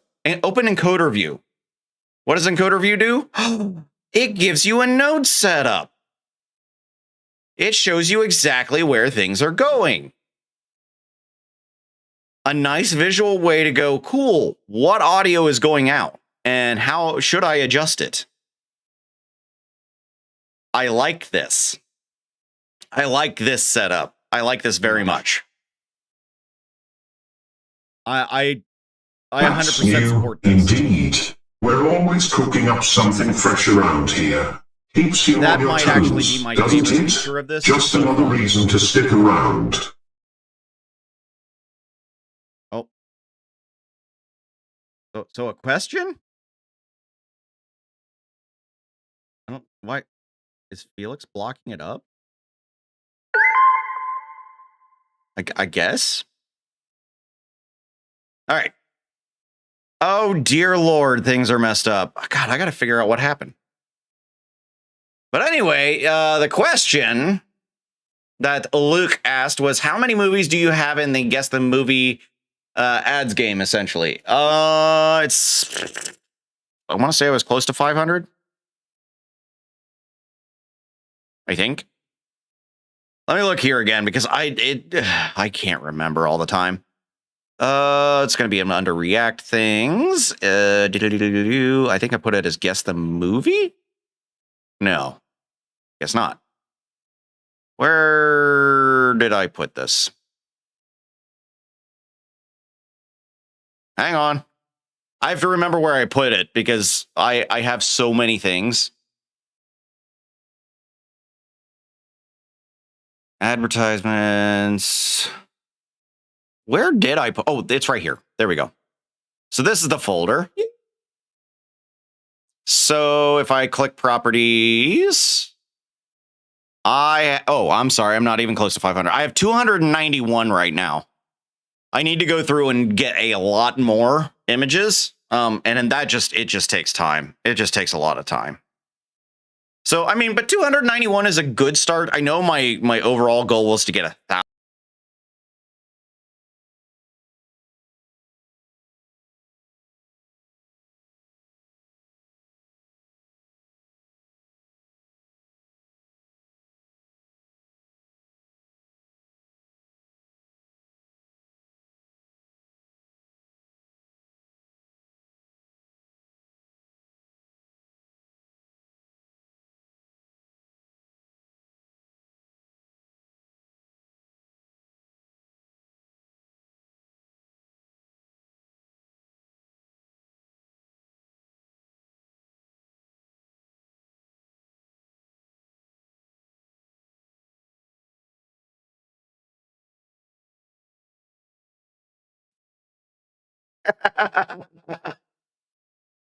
Yay, everybody's getting the hang of it. Woo! I'm glad you enjoy it. All right, what else we got in here? So yeah, 291 for the ad game. I need to add more and spend time, and I gotta fix a bunch of shit. What capture device stats? Okay, so if you need it, this is basically like the same thing. It's similar to the stat stock in OBS, which is fine.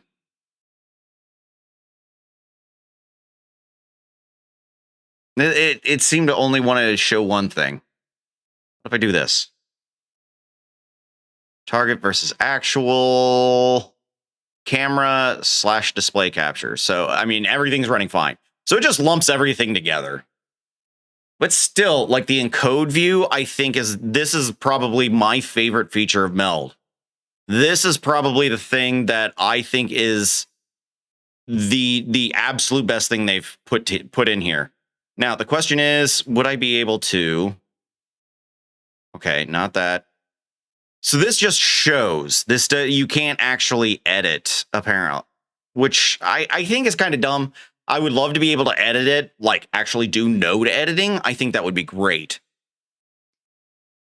But still, to have a full visualization of what's going where, for me, that would be so helpful if OBS had something like this, because not always do am I comprehending where my audio sources are going. So that's definitely handy. What else we got here? Import session, export session. Okay. Whoa! Nice. Did not expect that. But it happened. Why it came up with that color, I don't know. It's weird. Okay, there's a reload option. Now, how do I get out of this, though? Import session? How do I go back? Is there a way to go back?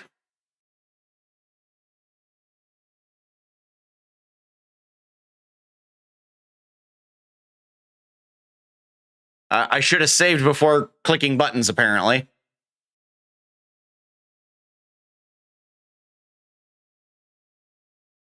Okay. If I do an import session, oh well, but no, I do portable mode. Ah, scary. I don't know why. I still have that freaking Halloween stuff up. So, okay.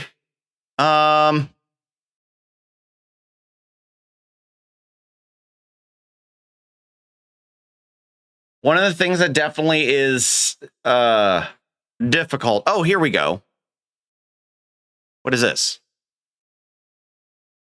Okay, well, that got me back to something, I guess. So that's fine.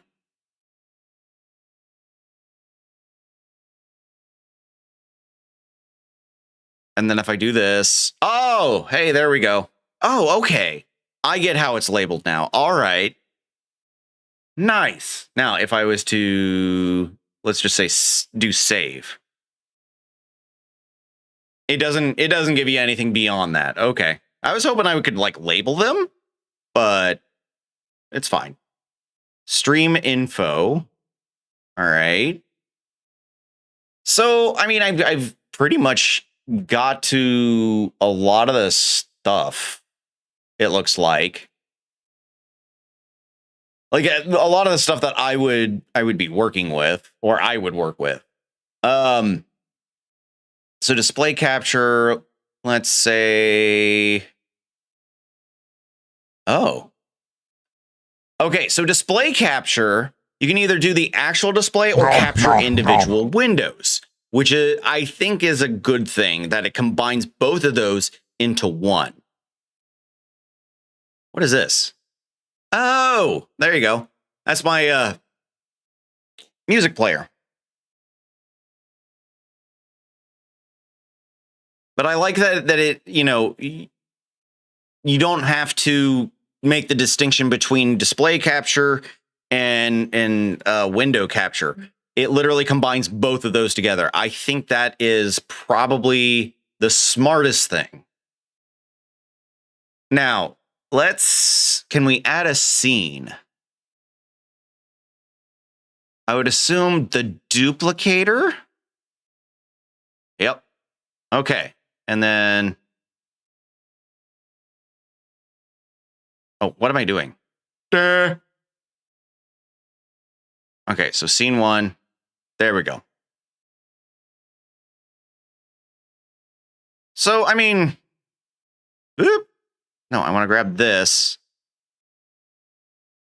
So, I mean, it's nice then. Then you can take an entire scene. Like, and if you wanted to take that scene and cut some parts out of it, you could. I like that. Just wanted to confirm, are they launch software for Windows? What? Wait a minute, what's going on? Oh, Luke was killed by a Barney statue trying to take a selfie with the statue. Luke, why? Don't take a selfie with a freaking Barney. Nobody likes that. That's bad. That's just bad. But are they launch software for Windows? What are we talking about for? I'm assuming that meant launch software. So are we talking about like Meld? Like everything you're seeing here is literally what they got. Like there really isn't anything beyond that. Now, the 3D, it'd be nice if with the 3D, I could change the angle. It doesn't seem like I'm able to.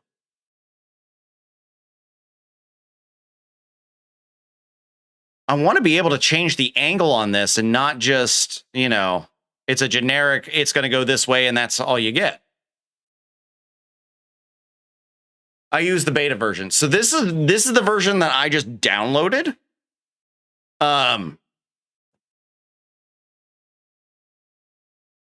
So I guess this is the launch version. I don't think this is the beta.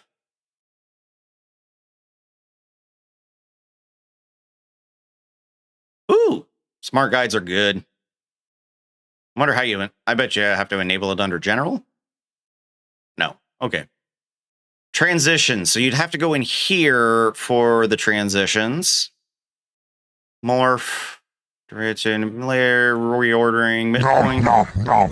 I would do it continuous. Custom chat doc. Use custom stream info doc. Okay. Hotkeys. Privacy. Allow remote connections. Yeesh. That could be good. Disable B-frames for encoders. Okay. The default number of nits for SDR white. I honestly don't know. I'd have to read more into that because I don't know what the nits actually do. Hi, Sita! Okay, so that would be your refresh browser sources then. But this is what the search path is there. So I guess if they're going to have plugins, this is where it would come through. So if you would want to, that's where it would go.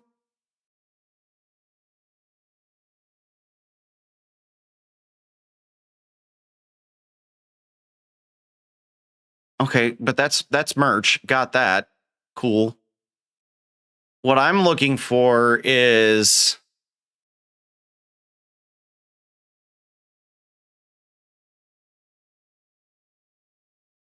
like, how did they do this border styles? Where am I missing that?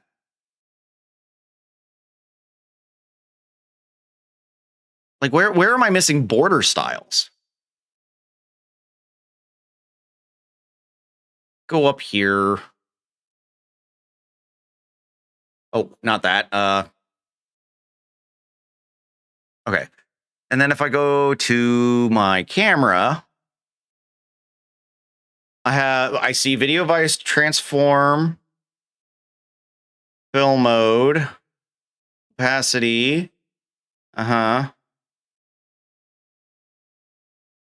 don't see anything for a border though. Like, am I crazy here? Yeah, there's no plugins. I know they're still developing stuff. Like no question about that. There's certain things that they're showing on the website that aren't here. And I would like to have them here if we're going to show it on the website.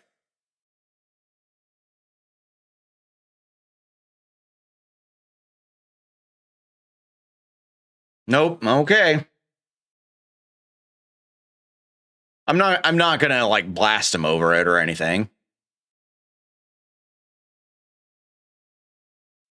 I'm actually curious. What do their logs look like? Wow. They did the fancy, like almost GameFAQs style.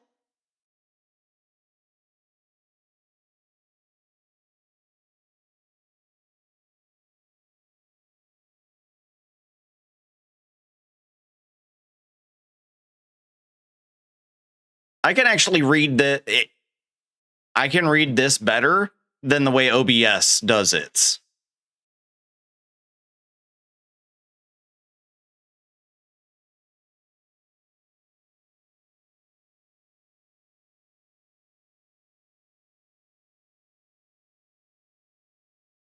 That's because they have verbose enabled. That's probably why.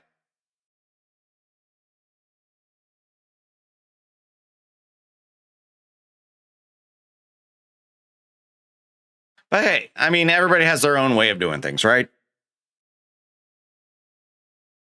It's not intuitive as to where everything is. Not right now. It's not. And I think a lot of that comes from the fact that what they're trying to do is a more minimalist approach, and because of that minimalist approach, it just takes a bit.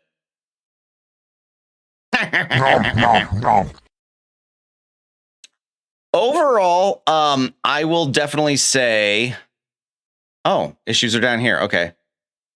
Failed to capture, import. Okay. Missing sources. Okay. Dismiss all that. Not worried about it. It's fine. Overall, I honestly think, I really think that they've done a really nice job. This is all going to be far better than Streamlabs. Streamlabs is just, it's bloated, and I mean bloated at this point. And they don't really give you options like this. Like, I mean, OBS Studio is going to give you more options. But that also comes with, you need to have some technical knowledge, and you need to be able to do things and whatnot. I feel like Meld is a great place to learn how to build a stream on your own.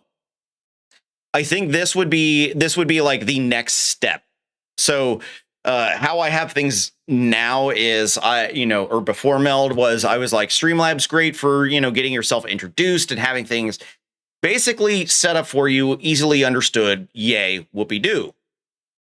But when it comes to, OBS Studio, it's completely blank canvas and huge learning curve. When you want to do a lot of those advanced things, you got to spend a lot of time really diving into it and getting used to it. So there's that. I think this is a good like middle ground where if somebody started on Streamlabs just to get their feet wet and understand what they're doing, that's a good place to start. Then moving to Meld Studio, I think would be the next logical step to evolve yourself. Yeah, exactly. And then, it is exactly what you said. Because it's not overwhelming, the amount of options to you. It is still like scaled down, but gives you the freedom to really experiment and create. I do have some things that some things that I would change about it. Such as I would love to be able to take the glow I have here and apply the gradient to that rather than to me entirely. Oh, thank you for the 8 pitties. Me gusta. Ah, Vecna. No. Why would you do such things? But yeah, I mean, overall, I like a lot of things in this, and there are definitely some things in here I would like to be able to see. I would like to see some things make it into OBS Studio. In particular, with the audio tracks here, I would love to see this right here. And then being able to show it like that. Like, I love the way the mixer's done in this, especially for somebody who uses their broadcasting software as their mixer as well. Like this, that right there is handy. You know, the cue, this is literally so that way you can hear. The cue is literally so you can hear the audio. And then muting obviously is, you know, muting it. I really, really like how this is set up. I really enjoy, I really enjoy the aesthetics of it. Like, it's very clean. It's very easy to work with.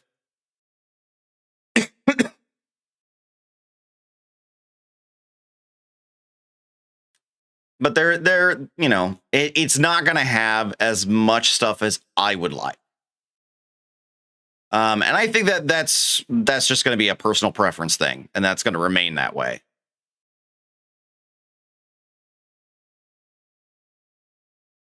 But overall, I think it's a really well designed program. It's got some growing to do, but it's really well designed. OBS can do vertical mixer. That's true, and in some ways that's a good thing, and in some ways it's a bad thing. For me, when it comes to the vertical stuff, I've had problems like even starting to do that because I'm trying to get everything to match so well together that sometimes it doesn't work out the way I want. And so sometimes I wish there was an easier way to be able to like duplicate audio for vertical and be like, I just need the audio to be identical for both. I wish there was a way to that I could make that happen, because not always does it turn out the way I want it to. But again, overall, I love how this is put together. I think it's put together very well. I'm happy with this.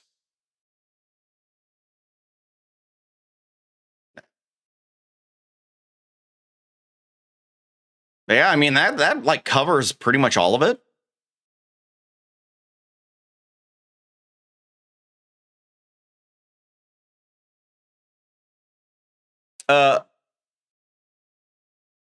Meld certainly seems like it's for people who want fancy things and very easy usage.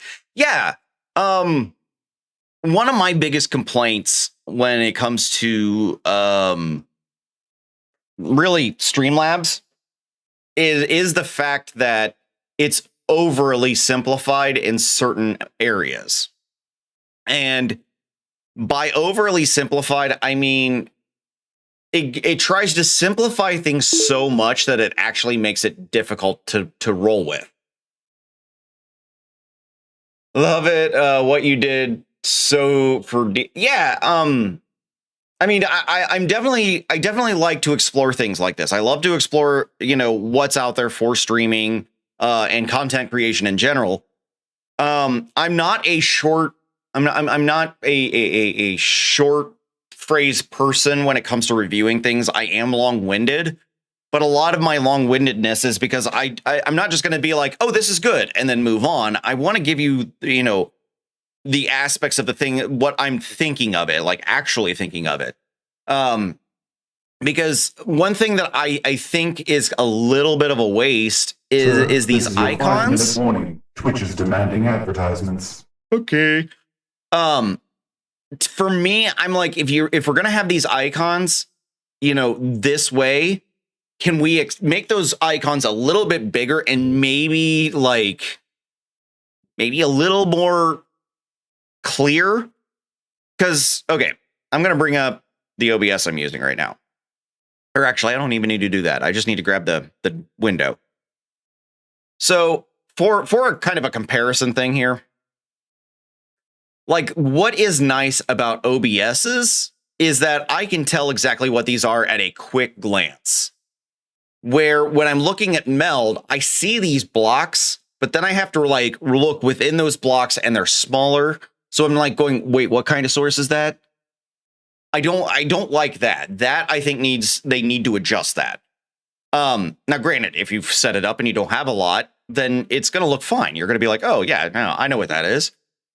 But that's where, you know, I would take the approach of the same thing, like, and this is what I learned from Nutty is, you know, here I'm putting S for scene. You know, for a clone, I use C, or actually that's usually color.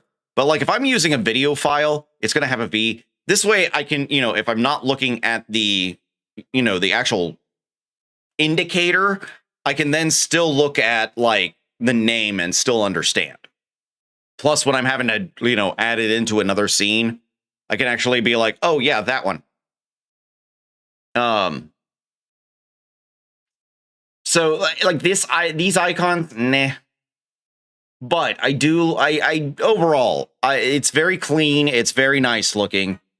I think they just need to adjust some of the accessibility of some of it. Because not all of it seems like it's going to be the most accessible. Because again, if I was to like glance over, I can't really see that as well as I would want to. But everything else, I mean, it's very, very straightforward. You know, right click, delete. It's not difficult really to sit and handle.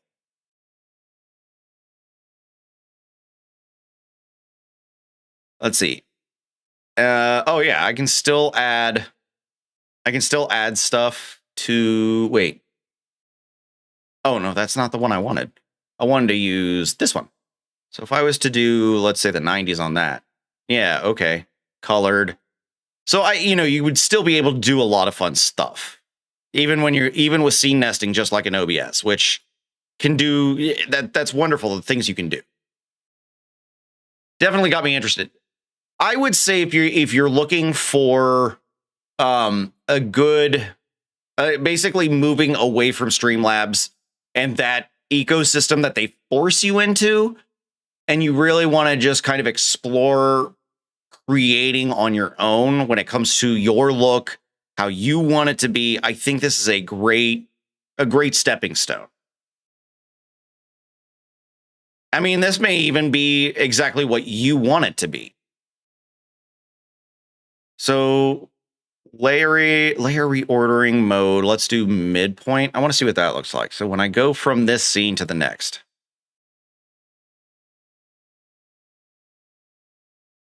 All right, let me add the webcam in here because I want to see if it moves.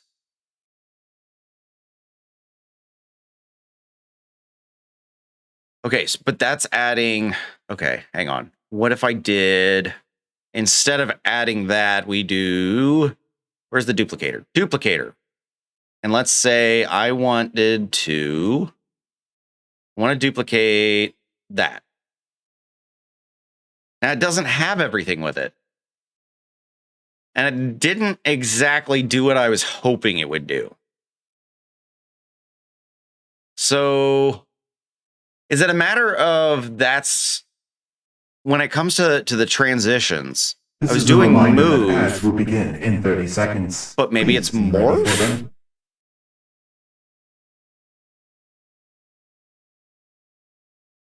Is it Morph that needs to do that?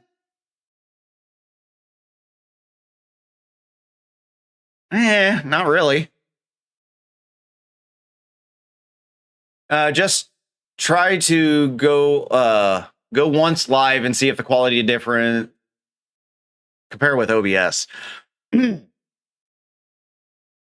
if we're gonna do that, I'm not streaming on Kick right now, and I don't care if anybody like actually is there on Kick. So let me log into it. Oh yeah, whatever. Yep. Checking for updates on your app. Okay. Yep. All right, cool. And we're just going to do the main. Cool. All right. So we should be good there. Now we're going to hit go live on it. So I'm streaming there. Hopefully I'm not going to drop anything. I shouldn't. Oh crap. We are in ads. Damn it. I didn't look. That was my bad. I'm convinced it just repeated the movie. It is possible. It is possible that happened.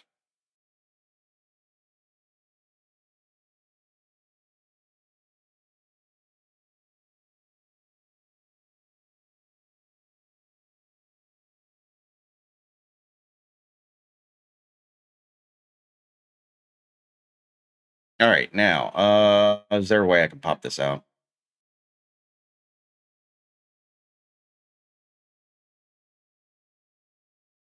Let me go to channel.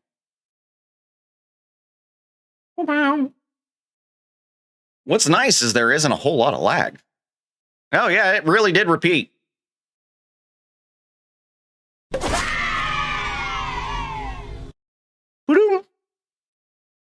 Should give you the cinephile. Yep, there it is.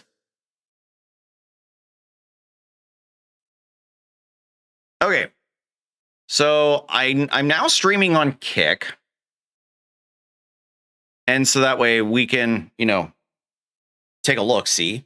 Oh crap. There we go. So this is what it looks like on Kick right now as I'm streaming. It is clear. Like the clarity is right there exactly as it should be. Where's Meld? There it is. So let's see here. Move that maybe over here. And then if I change the scene, there's still like some blurriness to it, but it's not anything like horrid. Fit to canvas? No. Stretch to canvas? Why is that coming up all weird?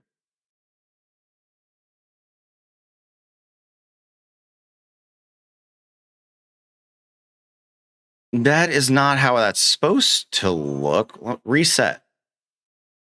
Why is that not pulling in the full thing? That's weird. All right, let's, can I change? So, okay. Here's another thing. I can't simply change this one source to something different. That I'm so used to being able to just take one source and change it to change it to a different video file or whatnot, that if I can't do it in here, that's actually going to upset me. They have rename, move up, move down, alignment, stretch to canvas, fit to canvas, great, whoopee-doo. But there is no way for me to change what the video file itself is. That I have a problem with. And that's a personal thing. Because then what I have to do is, if I have something set a very specific way, what I'd have to do is then I'd have to copy everything about it, delete it, and then add something new and paste onto it, rather than just simply changing the video file. I think that is something I'm going to find that is not okay with me. Because you can't even do that with the camera. Unless I'm missing something.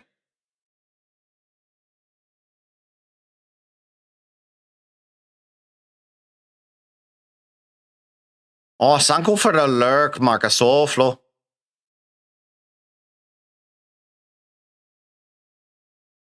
Yeah, and I don't like the fact that I'd have to set up new sources, especially when I'm a guy that, you know, I have a lot of things that change.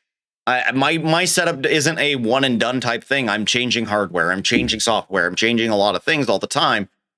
And if I'm doing that, this will make it harder on me.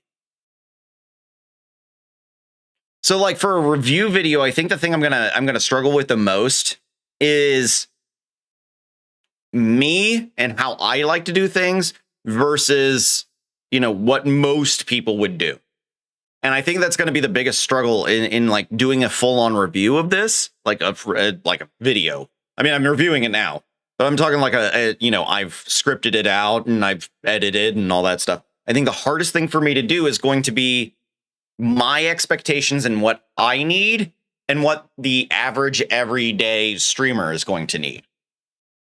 Because there is a difference. There is an absolute difference between the two. Now, I'm going to go ahead and shut off the kick stream because what I want to look at, do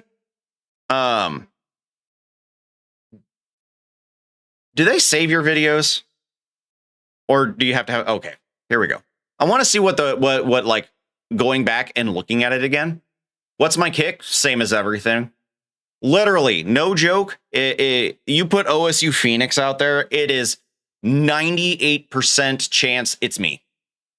I don't know anyone else who's ever tried to take OSUPhoenix ever.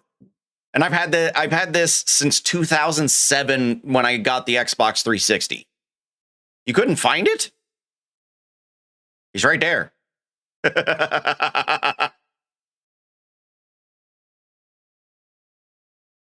Now, see, I don't know if this is a processing thing right now. Let me look. Quality. What if I wanted to do... Let me bring it up to what I would have actually broadcasted it in. Okay. There we go. So, yeah. The visual quality is working just fine. I'm not worried about audio. I didn't even, like, spend time on audio.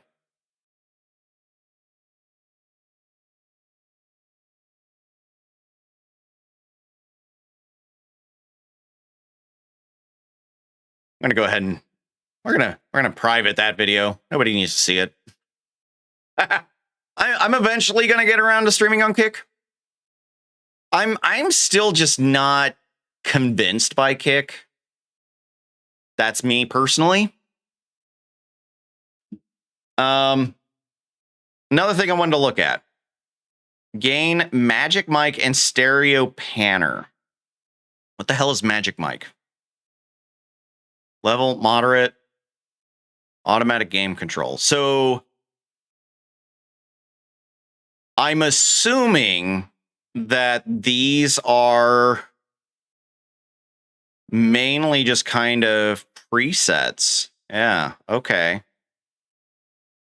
Delete. So Magic Mic, I wonder, let me take it off of this. Let me do it on the actual mic. Right?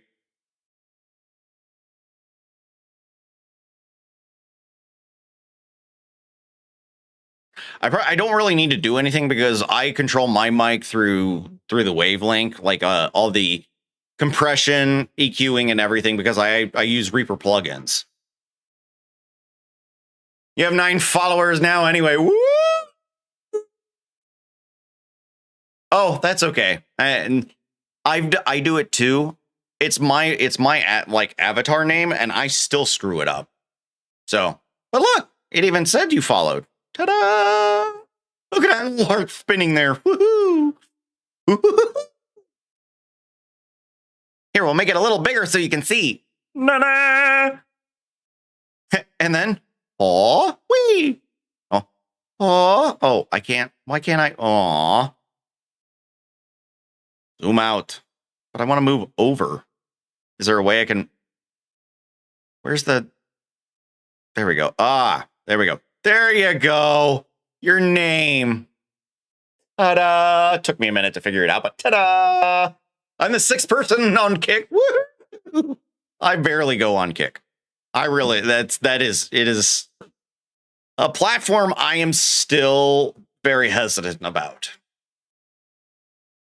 And especially after seeing Nutties blow up. Ooh, by the way, I'll have to have somebody. Do I have anybody who does stream on Kick and has problems with bots?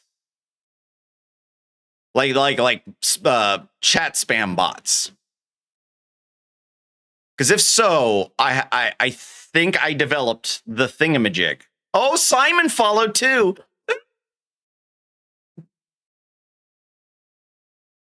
Is it because we're small? Oh, we are so small. No one looks at us.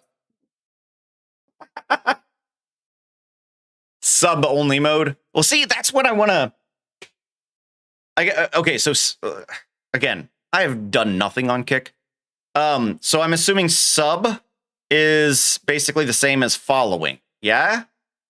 Or is it actual like subscriptions? Had like one person jump in my stream. Fair enough. So because of Nutty and seeing what happened in his chat, I kind of created my own like little enforcement. And of course, you know me, I like to give you guys a UI to set up things. So like how many messages are going to trigger it to stop? And then how many seconds? So if there are 6 messages from the same person in 1 second, it's just going to automatically ban them. And you could set the ban reason for like spam and flood. Send it as the bot, or you can send it as yourself. Now, I do have a test mode that it'll just put up a toast notification to show you it's working. So I know this. So this does work because I tested. The only thing I haven't done is actually put up a setup guide. Or I did. Wow, I don't remember doing this. But anyway, so yeah, there is a setup guide for it. But yeah, so I've got a few things to edit on it. But yeah, literally putting it to where if somebody's going to come in and spam the crap out of your Kick channel, it's going to automatically ban them. Like seeing how fast somebody spammed the shit out of Nutties, it inspired me to make this. Yeah, and they don't love me enough to spam me on Kick either until they realize, or really all I get is like, oh, do you need graphic designs? And then I show them that I make all my own shit. What always makes me laugh is when they see I make my own shit and then they still try to push designs on me. I'm like, again, I make my own shit. Like if I make it myself and I'm happy with it, I don't need you. But yeah, so like I made that because I figured it'd be fun. I might try to send it to Nutty and be like, hey man, you want to test this out? See if it helps clean up your Kick channel. It's bloody good. Oh, thanks. I honestly need to spend more time actually getting into sitting with Blender again, because I know I'm going to start getting rusty on some shit. So I need to actually sit and do some graphic design work at some point. Like, halt the coding, start working on some graphic design. That's what I got to get to eventually. I was really hoping, though, in the audio mixer stuff, I was really hoping that they would let you kind of like choose some things like EQ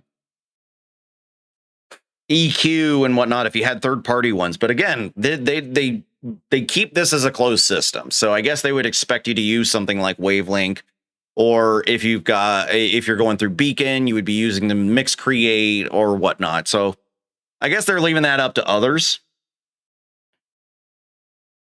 Does that just reset the dB level?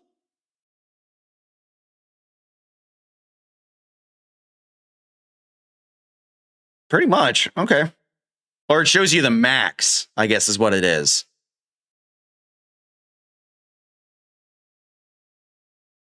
Yeah, okay. So it tells you, it's basically showing you on this little thing just below. Hang on, I'm sorry. You guys can't see it. My bad. I was looking at this because I was noticing like it's red, which means that the audio is getting distorted, right? And then I click it and okay, so basically what you're doing is this is showing you where it peaks, how high it's peaking. So now that I brought it down, if I click it, it's showing me that the highest it's going now is -14. Now we're at -13.7.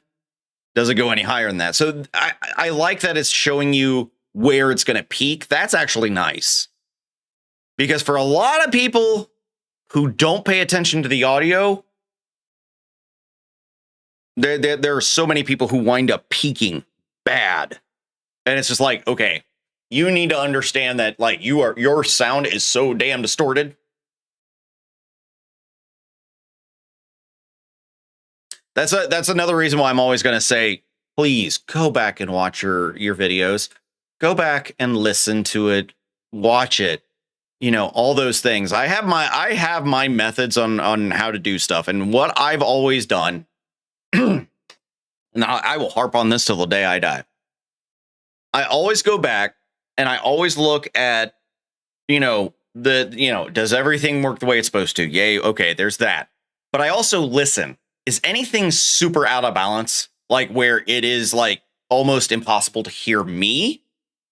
And that's where I go, okay, I need to look at it and take a look at my levels and everything and, listen and kind of go through that. And then the last thing, this is the thing I think a lot of people do not do that I guarantee you will benefit you, because this is how I've gotten it to a point that I can kind of keep things engaging and kind of keep things rolling along, is sit and actually watch what you have done for content. And when you're watching, pay attention to that second you finally became bored. Because there is going to come a point where you are watching your own content and you're going to get bored. And you're going to start drifting and like looking at your phone or looking something else up on the internet, and you're not paying attention to anything that's going on the screen. That is my biggest warning sign that I did something that didn't keep the interest. What was it? And so I go back and I look. Sometimes it is dead silence, straight up dead silence, where I'm like hardcore focusing on something and I'm not saying a damn thing. That's one. The other thing is I just didn't do anything to keep people's attention. I didn't do anything to ask them questions or engage with them or, try to make them laugh or anything like that. So I'm always being very critical of myself, but in a very fair way, because I always take it as if I lost interest at this point, then go back about another 10 seconds and I probably lost my audience there. So, I'm always reviewing what I do and trying to find ways to improve. Am I perfect? Fuck no. Is anybody perfect at this? Fuck no. But, finding ways to constantly improve and get better. That's the ticket, laddie. Reasons why I got a new mic. Sometimes the hardware will definitely help. But I have actually taken a $30 crappy XLR mic and made it sound good. As long as you actually sit down, spend some time working with EQ settings, compression, all that's, all the audio filtering that can really enhance the mic, you really don't have to spend a shit ton of money. Like granted, yes, you can get higher quality, better at performing microphones, but learning to control it and get it to where, it's not going to completely distort and go crazy when you get excited about something or whatnot. Having that control in place, it does a lot. But no, I totally get it, Crow. Getting a new mic, I've done it. I've done it, 4 or 5 times now. I started with a $30 mic, then I got the HyperX. Wait, no, is this right? Hang on. Yes, I got the $30 mic. Then I went to the HyperX Quadcast. Loved that thing. It was a great condenser mic. I actually still use it in various other applications. Condenser mics are wonderful. I wanted a dynamic mic because I wanted that more that podcast style sound, because I like that. I like basically being able to isolate my voice and try to capture a lot of the different tones in it. And so that's why a dynamic mic kind of is the direction I went. I did get the beacon mic because I jumped on board the hype train of what it was supposed to be. And a lot of it was because what I thought the Mix Create was going to be is actually what the Stream Deck Plus became. Like, what I was looking for was the Stream Deck Plus, and I thought that's what the Mix Create was going to be, and it wasn't. So, but I got the beacon mic. It's a good mic. Not for me. And then, oh yeah, I got my Wave DX that I'm currently working with. So yeah.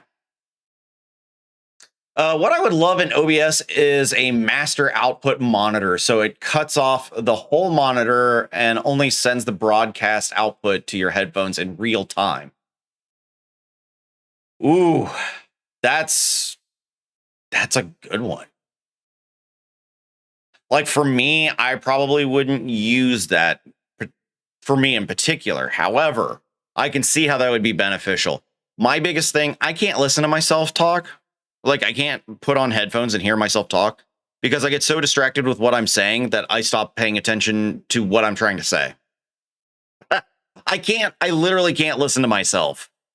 I have tried. I tried for a long time to sit and listen to myself talk while streaming, and every time I would just, what am I talking about? Every time. I'm just boring. I'm surprised I have anyone in my streams. I'm not really a gamer. I think I would feel more at home doing a coding stream, like an art. So, okay, that's another thing that I think a lot of people, when they first enter streaming, they think it needs to be gaming. Your stream can be whatever you want it to be. Do whatever you want it to. You do whatever you want on your stream. Whatever you want to make your content about. Just make sure that you have a focus to it. Which is why I've kind of pivoted more towards tutorials, reviews, tech stuff. Like, I like the streaming aspect of it. I like diving into different things. And so I try to like focus my stream mainly on that. Winnable Wednesday is my way of giving back to my community, my way of allowing you guys some method every week to be able to engage with me beyond just chatting. So, I try to make sure that I'm doing that. But I've seen people who do straight up cooking shows. I see people who literally sit and just basket weave. I've seen a basket weaving stream. Believe it or not, it was actually fascinating. So, I mean, pivot to whatever you want to do. Find a way to make it work, make it your own, because the more you're enjoying what you do and the more you enjoy engaging in it, the more people get attracted to your content.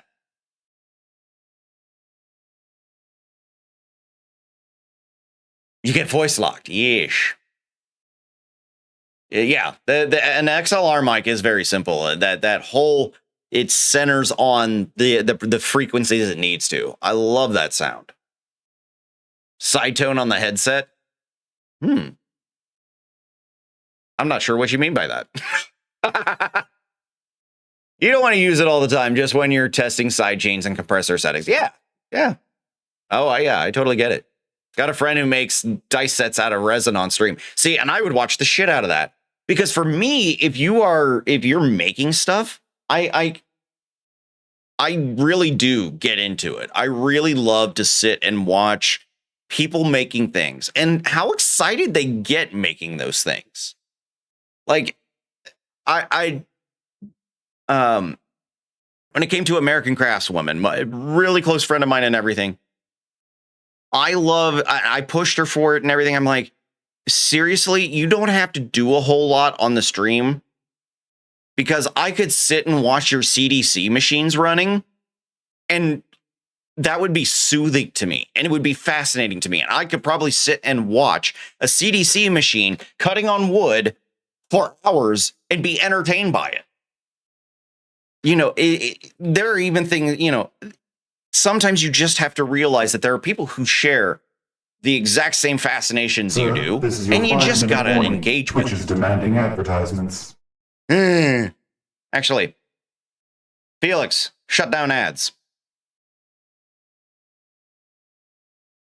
You deserve more men?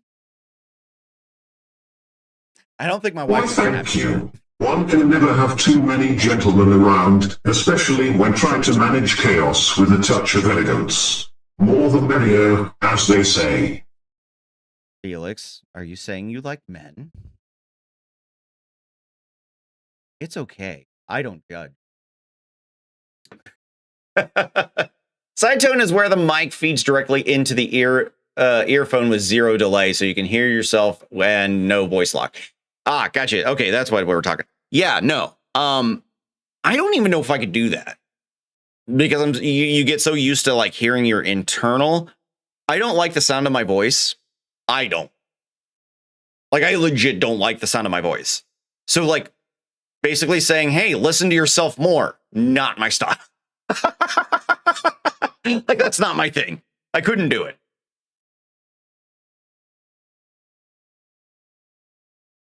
But I appreciate the confidence boost there.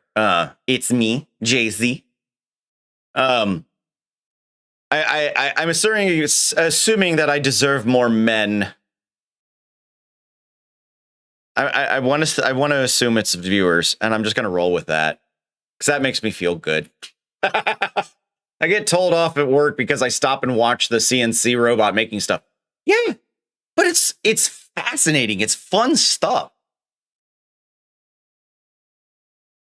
But see, you say there's zero wrong with my voice, and I hate my voice.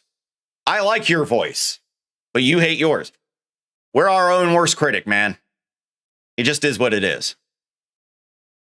I have to get used to and that's the thing I have to like settle myself with, is my voice is literally just because my voice is basically, you know, that internal reflection. And when you go through some, you know, trauma, you know, those things do happen. Like trauma does really weird things. You like my voice? Yeah. See, we all hate our voice. See, it's not anything unusual. What you hear in your head is not what people hear. Yep, exactly. There's a small delay in hearing my mic in OBS monitor, so I can't listen to it. Yeah, that is something that I have an issue with too. But more than anything, I just hate listening to myself. I get distracted because all I can focus on is there's a nasal quality in my voice that I absolutely despise, and I have done everything with EQ settings to try and eliminate it. You know, there's only so much you can do in EQing your voice to eliminate something you don't like about your voice, but like there's a nasal quality I just hate. And no matter what I've done, it never goes away. So I'm just like, deal with it. An OBS main monitor absolutely would have to be real time. I think the biggest issue that they might have, like trying to create a pass through, is the way I think OBS is currently built. It has to work itself through a certain pipeline in order to act as a pass through, and that's where that delay comes from. Yeah, embrace the imperfections, indeed. Hearing yourself singing is crazy too. Oh yeah, no, I fully understand that.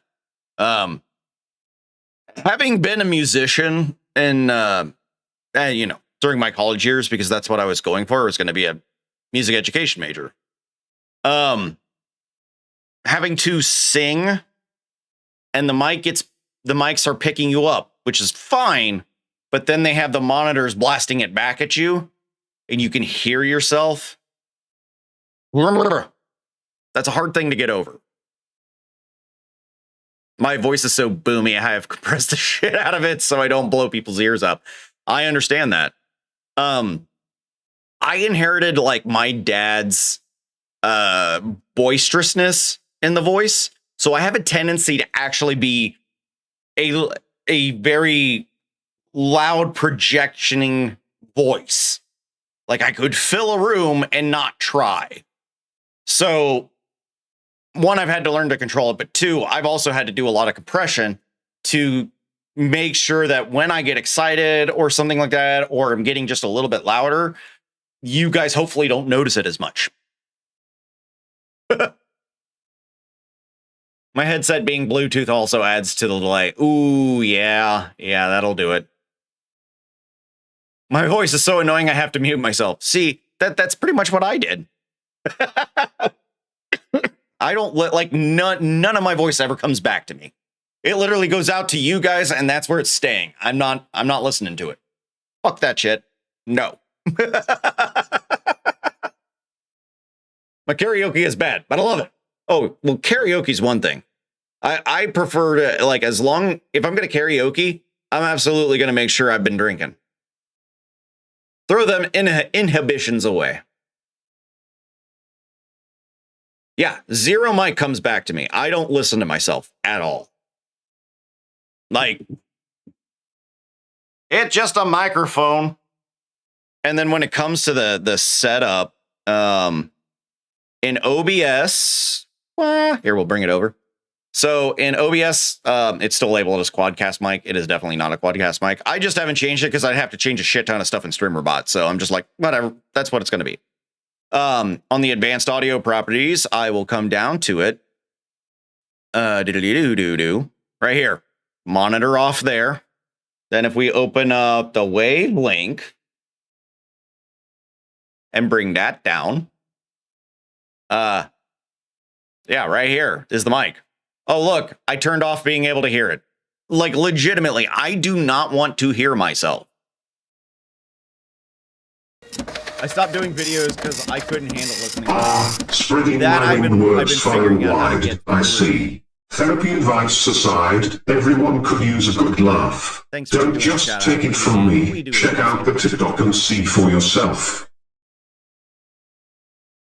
But yeah, I am not one. I absolutely nothing of my voice can come back at me. I cannot do it. The only time I will sit and listen to my voice is when I'm doing basically sound checks and editing video. It's pretty much it. So like what I do to sound check the stuff on my stream is instead of actually listening to myself and trying to deal with the delay and everything, I just basically do a recording for about 10-15 seconds. I talk through it saying whatever the hell random shit I want to with everything going. And then when I go back and play it, I can hear what needs to be bumped and what doesn't. It's a little longer of a process, but I feel better about it because I'm not having to battle with myself. Oh, there's nothing wrong with TD. We love TD. In fact, I very much attribute a lot of me moving forward with, you know, learning to code and pursuing it and really sticking to it, because many times I watch TD, you know, keep going and keep going and keep going and getting better and getting better. And so TD was my inspiration to just say, all right, that's it. Let's go for it. Like, no more screwing around. So like when we talk inspirations and who was your inspiration here, who's your inspiration there, TD was the one who made me finally go, I can actually code. I can make this happen. Don't blame me. I'm not blaming you. It's not a blame.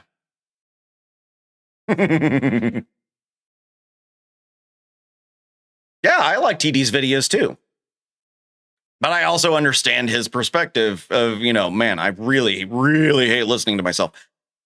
I hate listening to myself and having to sit and edit video over and over again, listening to myself. Especially, oh my God.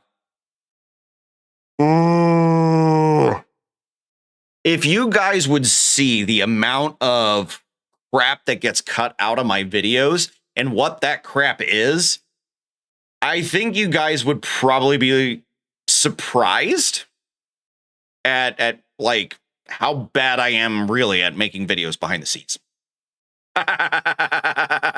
Like, no joke. It really feels like I am an absolute disaster. End of year blooper reel. That would have been great if I would have thought of it, at the beginning of the year and didn't delete every single thing.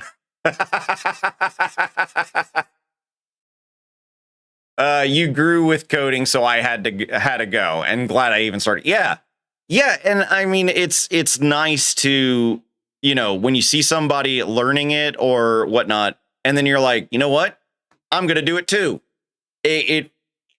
I feel like I finally started doing something that I've always wanted to do, and just never really felt like I had the courage to do, or I don't know. I really don't know how to say it. It may not even be courage, but like it's, I guess it made me just feel like it's not going to be an overwhelming task if I saw somebody else doing it. And so, that's the reason why I can absolutely attribute TD to it, because I would watch Nutty do stuff all the time, and I would just be like, nah, I can't do it. Like, there's no way. And it's just because he already had the background. He already had the knowledge. I didn't. I needed somebody who I would be like, oh no, I need to look it up. Oh no, I need to look. Oh, and that's where it really clicked, is when, you see somebody having to look something up and you're like, oh, okay. That's not cheating.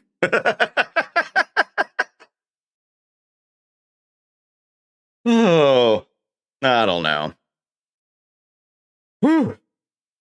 But I will say, as far as Meld goes and everything, I think I have enough that I can go on that I can make a video about where I see Meld really working for some people. Hang on. I want to do this for shits and giggles. I want to load up Streamlabs. I don't remember the last time I fucking loaded this thing up, but I'm curious. I want to see if this is as bloated as I remember it being.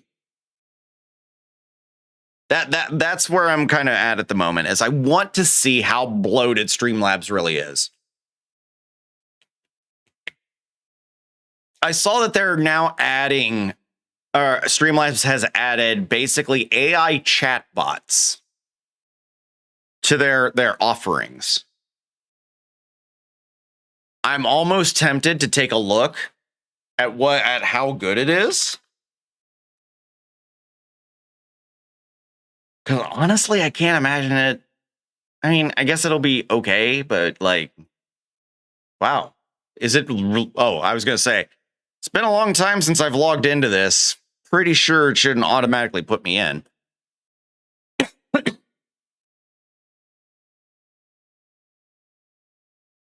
So, okay. This was their cloud bot, which is still the same as it was. What I'm curious about,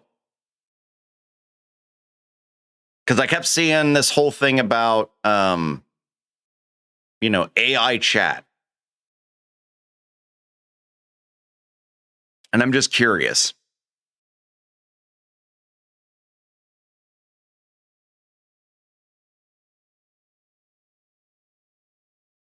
Custom website. Themes and overlays. I don't see it in here. Oh, you gotta sign up for our Ultra program. Did you sign up for the Ultra program? Now this I'm curious about is the stream shift. I'm actually very curious about that because I think that's actually fascinating. And I would love to see somebody build something for OBS Studio to be able to do that. I would love to see that happen. Oh, they've now put in reactive overlays. Congrats. Intelligent streaming agent. Aw. Is it really that smart? Okay. I'm just want to flip through and see how much stuff is in here. Okay, what tab is this? Overlays. Okay.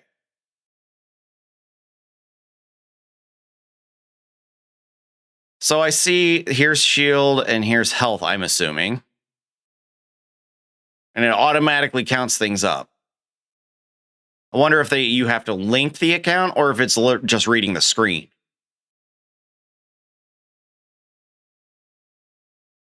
Wait, what did I just click? There it is. App Store. Collectibles? What the fuck are collectibles? Hi, Ellie. Welcome back. The fuck are collectibles? Stream decor, pets, webcam frames, and more. What? Really?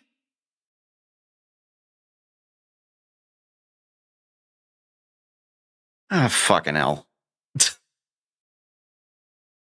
Collect these nuts. Oh! All right. Apps Store Home. All their integrating apps. Go Live Bot for Blue Sky. Aw. Slipstream. What is Slipstream?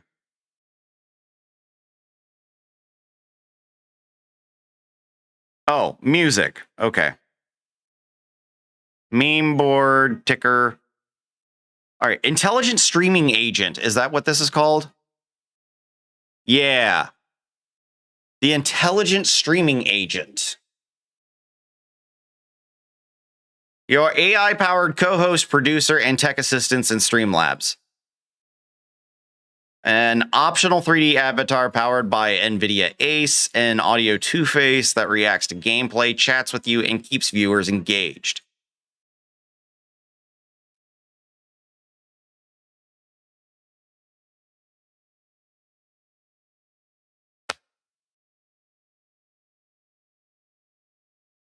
You can see it coming, can't you?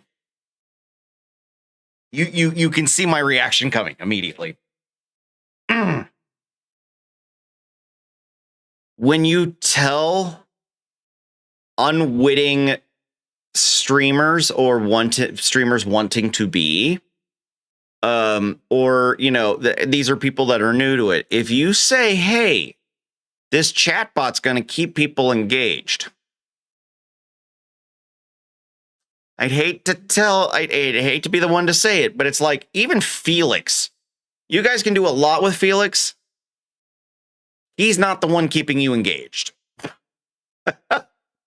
Can we be honest about this? My AI chatbot is not what's keeping people engaged. It's not what keeps people in my stream. And at no point has Felix ever felt like he has brought you guys into the stream, made you want to, chat in the stream, be in the stream and everything.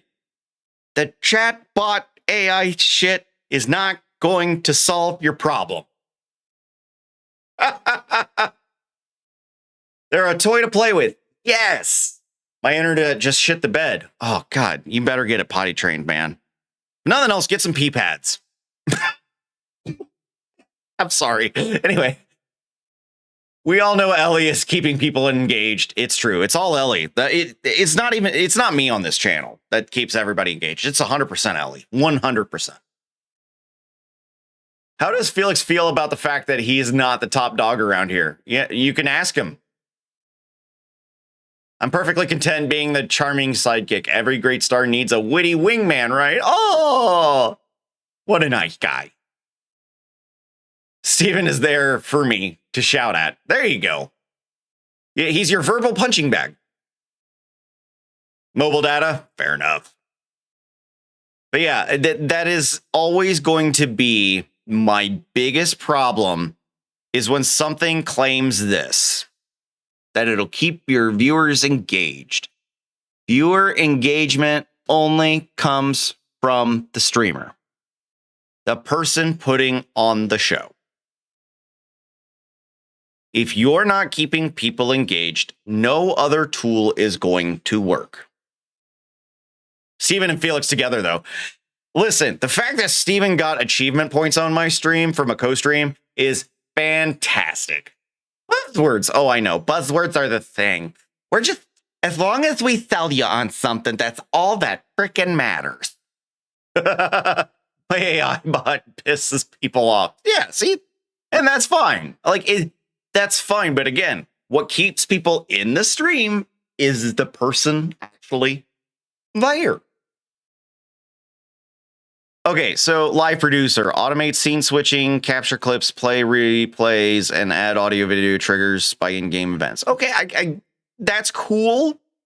But you're also assuming that the AI chatbot is going to know when these things need to change. It's going to miss it at times, or it's going to change things when it doesn't need to change. That's the reason why I like, as much as AI is great and everything, there has to be a level of control still on you. Felix pisses us off a lot too. It's true. Monitor stream health, spot issues like muted mics, and get real-time troubleshooting tips. Okay, that can work for people. I get it.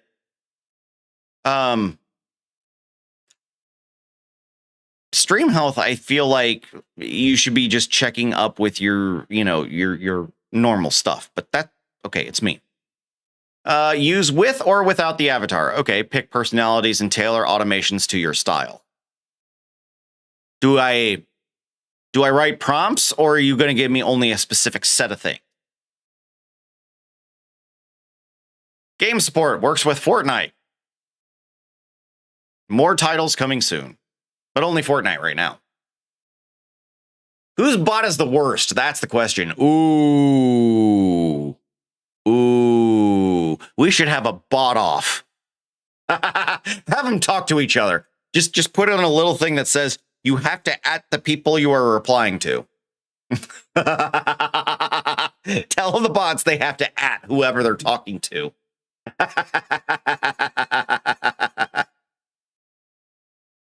My AI chat, but did everything change? The game would moderate everything, and now I've had to rein it right back. Yep. I banned one of my moderators because it didn't like them. Oh, shit. It actually stripped them of their moderator and then banned them. Oh, fuck. Okay, that's a step too far. I can definitely say Felix has never gone that far. At least not purposefully. I accidentally programmed him to once, and that was my fault. Shared stream, bot versus bot. Yeah, we'll call it battle bots. Have them talk to each other while the rest of us just sit and commentate on what's going on. I think that would be the greatest thing ever, is just to let them fight it out, and then we just get to sit there and comment on how ridiculous it gets. Damn. I think Luke's bot wins. The fact that he just your bot outright just bans moderators and has no apology whatsoever, pretty sure your bot wins the biggest douchebag award. You can't ban anybody now. Well, then there's that, but still. Felix never even went that far. Felix never was just like, you know what? Fuck you, ban. When are we doing it? I don't know. We'll have to figure one out. Testing Flash is set up one time and it banned me. Okay. So Steven got you once.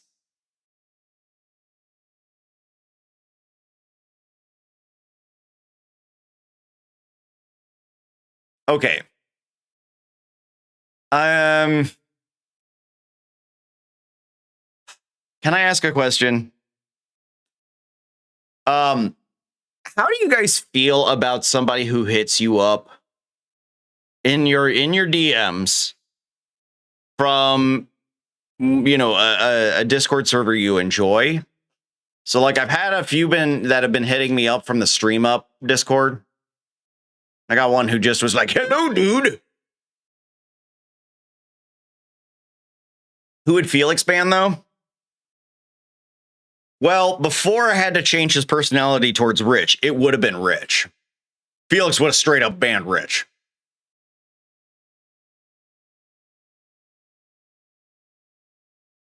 My bot started roasting one of my mods as a joke. My mod decided wanted to see how far they can push it.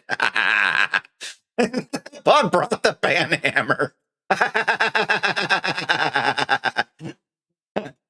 Well, okay. Then maybe it was deserved.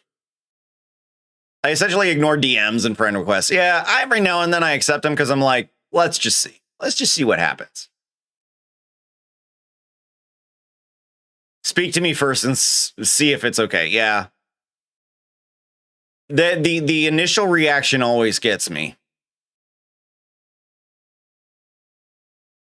When I unban them, my ban became almost instantly. Damn it, did not want to last.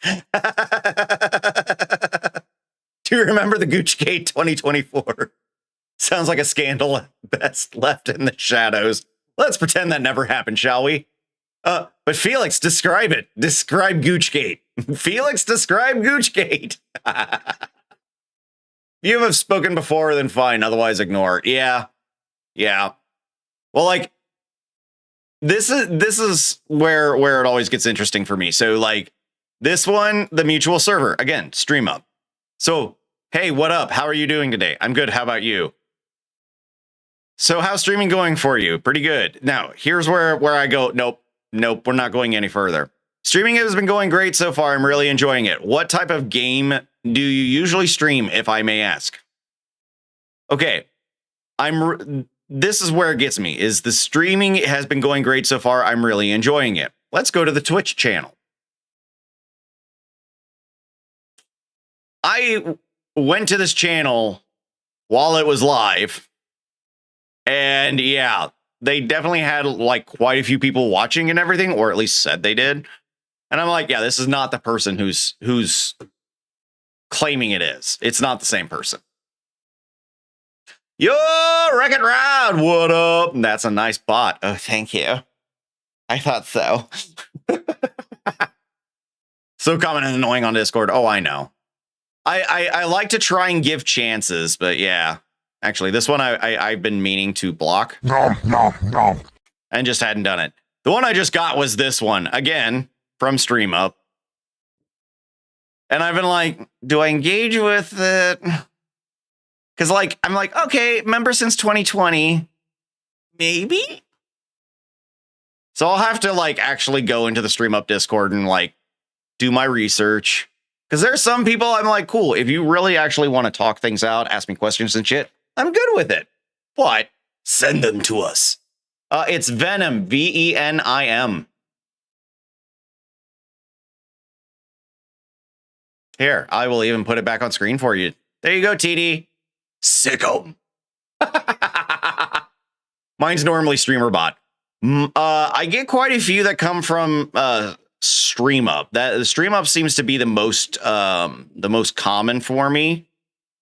I don't know what it is that they're trying to hit me for specifically, but that's where most of mine come from. And then the other one, what is it? Let me think. I get a couple from Nutty every now and then.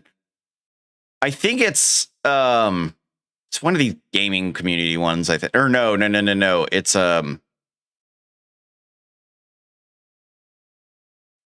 fuck, I can't remember. It's one of them damn ones, but but yeah. Venom Blake X. Like, I don't know. My Stream Up downloader thing never seems to work right anymore. Yeah, that's something I also have been having issues with. I have tried to initialize the Stream Up plugin installer, and it doesn't want to work for me, and I'm not exactly sure why.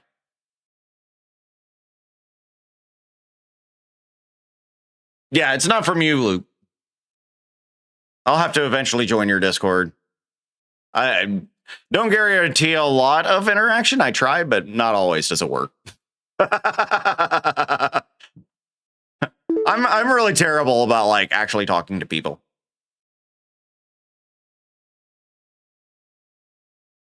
Not my fault. No, I wasn't blaming anybody.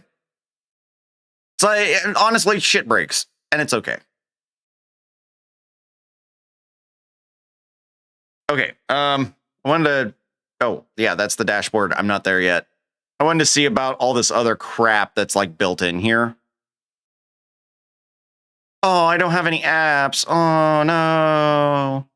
But, like, if I look through their app store, I bet there's just a bunch of shit.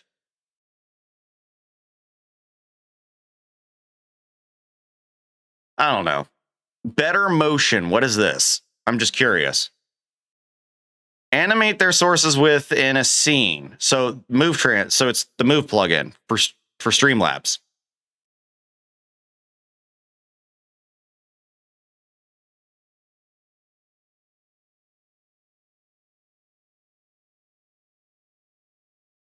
I'm just looking at this. I want to make sure I'm right.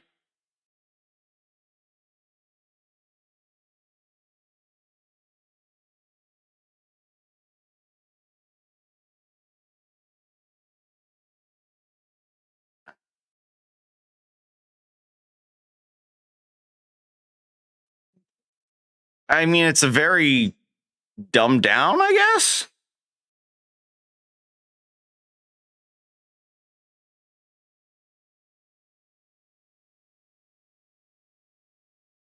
Hang on. I want to see. Oh, yeah, and the net is back. Yeah. Honestly, if you get any DMs, just post a pic in general chat and we will deal with them. Fair enough.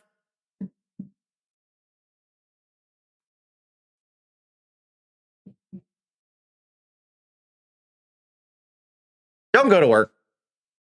Oh. Oh, the joy of being able to ignore the go to work alarm as I have the week off. Ew. Yeah, so when people say they have to go to work or something like that, go to work will trigger that. Yep. I just assume that if you're watching my stream and you say you have to go to work, you're running late.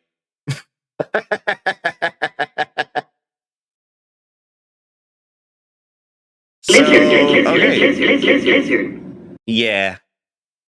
So yeah, this is essentially the Move plugin. So that exists. So now I'm wondering. See, now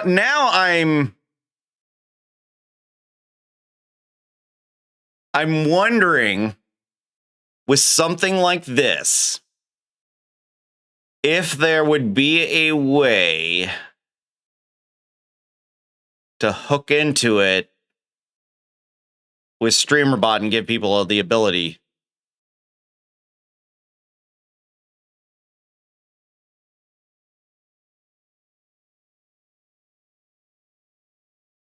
I'm curious. I'm very curious if there's a way you can almost do like OBS rawing to it. Ooh, you got to get to play some Winnable Wednesday, probably. Oh, yeah, I like that. That is good. Yeah, hopefully, my electricity will hold up. Ooh, I like OBS Raw too. I'm sitting here just going, okay, so if I am correct, and this is basically the same thing as Move Source, but for Streamlabs, part of me wants to go, is there a way I can tap into it and then make certain things available for Streamlabs folks and possibly cha-ching? What am I trying to do? Well, this better motion on Streamlabs' app store is essentially Move is Excelder's Move, but for Streamlabs. And so I'm going, I wonder if there's a way that I can tap into that on Streamlabs OBS and make it work.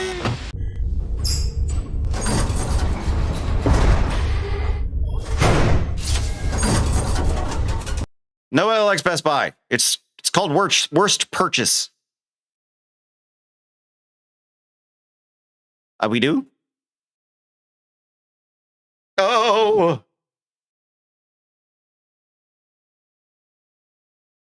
What?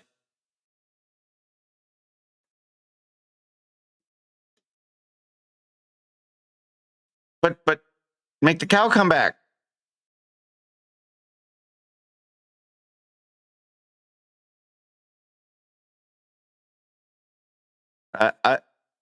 Trev, I don't think this is gonna work out in your favor, bro. Cow talks about magical trip. Ooh. You don't see, Sparky, you don't always get the blame. It's true. That's the reason there's a forced buy up top. Uh-oh. I didn't mean to hit run ad. No. I did not mean to hit the run ad thing. Hang on. It borked anyway, so. Bork, bork. Borkity bork, bork, bork, bork, bork, bork, bork, bork, bork, bork, bork, bork, bork, bork, bork, bork, bork, bork, bork.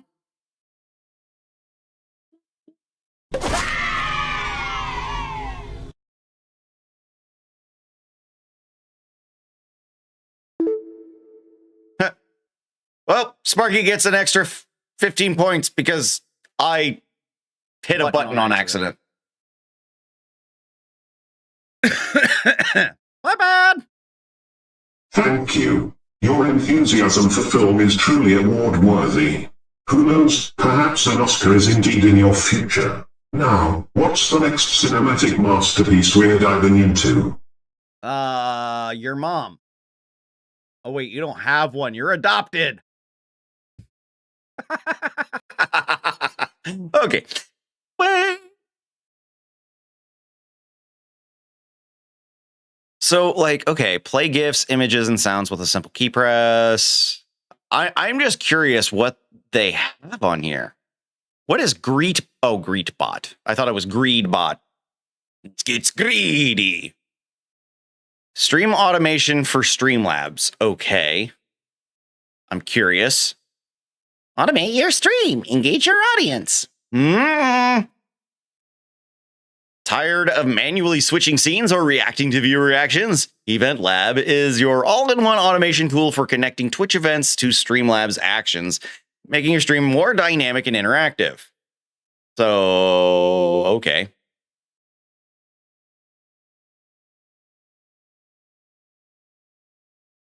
Oh, you get it for free if you pay for it. I did kind of cheat. It was a repeat. Yeah, well, you know.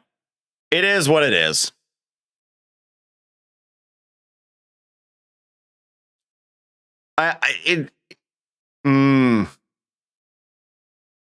There are times I sit and I just go, I am so glad that I am an OBS Studio user and got really far away from Streamlabs because they lock so many things behind frickin' paywalls.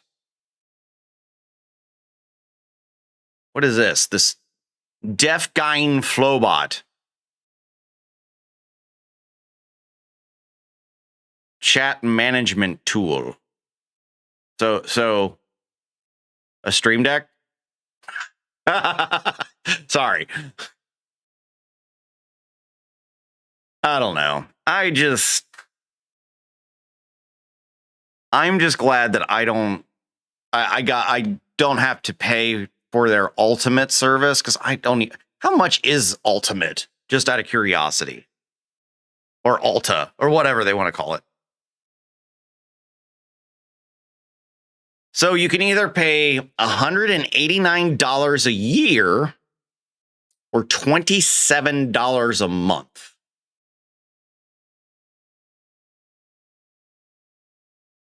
What's 27 times 12? Let me look. It is time to calculator.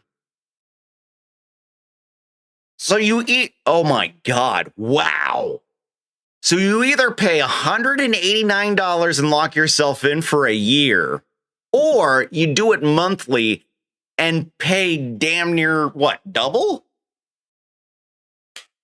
You pay an extra $135 if you do it monthly. That is damn near double the price. That is horrible punishment.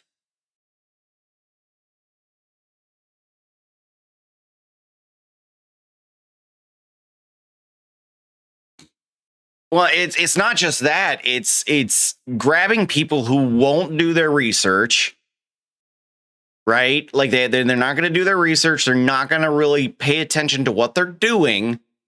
They'll hit the month to month, not thinking about it. I mean, granted, yeah, you see the difference in month to month here, but you don't really translate it until you see what you're paying extra per year. Like that is insane. I understand this comes with a lot of different things, but most of this shit, like, I guarantee you, out of all this stuff that they offer and put the price tag on, I'm pretty sure most people are going to say, I just want the overlay. I need an overlay. And then probably the new AI stuff they're going to go for. The multi-streaming. And I think that's probably going to be it. They're not going to use Talk Studio Pro. They're not going to use Podcast Editor. They'll probably use the cross clip.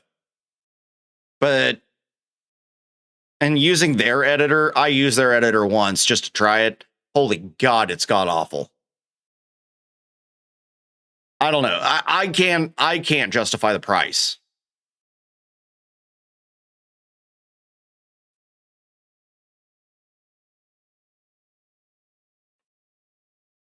Like I don't know.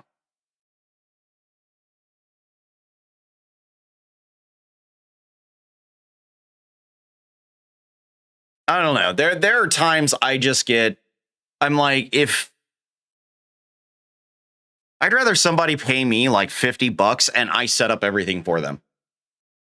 Here's $50. Most of the support I'll give you, guess what? It's going to be like probably free. Deal. But the thing is like, I feel like for what they provide to you, you can save a shit ton of money by just learning.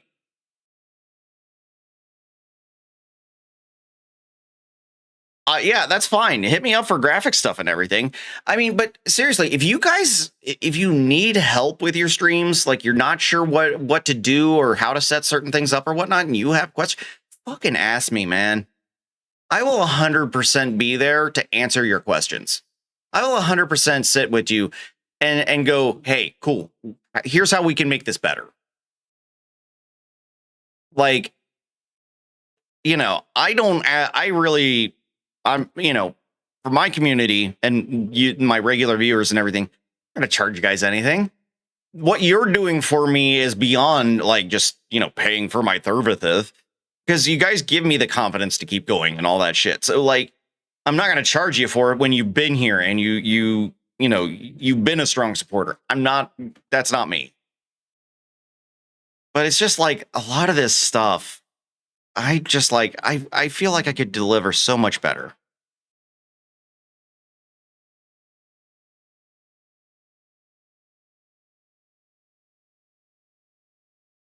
Wow, that's how long it's been. Been a long time. I'll troll all day on stream, but outside of that, I'm so bad at hitting people up. No, don't feel bad. I'm actually really terrible at like contacting people and saying, hey, I need help. Or saying, or just reaching out and being like, hey, how you doing? Everything good? Like, I'm terrible at that shit. In fact, it was probably a surprise to Luke when I said, I'm finally giving up. Please, dear God, help me figure out what I'm doing wrong in this code. You have no idea how hard that was for me to do. RTFM, read the fucking manual, right? Well, now you can just say, go to YouTube. And did I help? No, because I'm sheet. No, you're at least confirming that I'm not crazy. You're at least confirming to me that I'm not crazy, that by all accounts, it should work. And it doesn't. And that's what's pissing me off. Because Streamer.bot's documentation even says if you're sending a trigger basically from the HTML, you list it as just do action and then list the action, and then Streamer.bot responds to it and everything. Streamer.bot doesn't respond to it. That's the problem. Oh, been there, yeah, and it's been very disheartening. It's been making me sad. I love how the highlighter is still in beta. This thing was in beta when I was back when I used it regularly. That was like fucking 3 years ago. In 3 years, you guys never got it out of beta?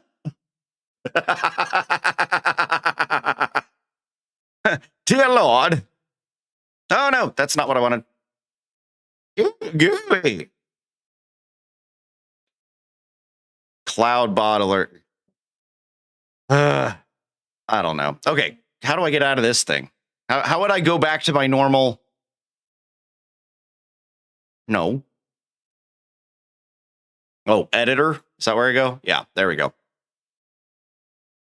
Yeah, the last time I did anything with this is I was basically creating the entire scene collections for my pre-made overlays that I have.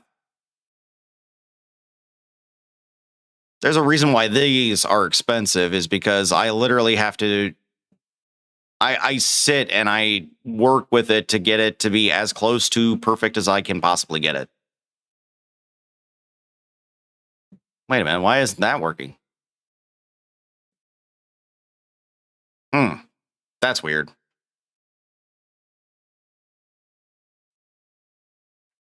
You know what? I'm going to try it on 0.2.8 and see if it's a glitch that Nate hasn't found. Possibly, yeah. That is worth a try.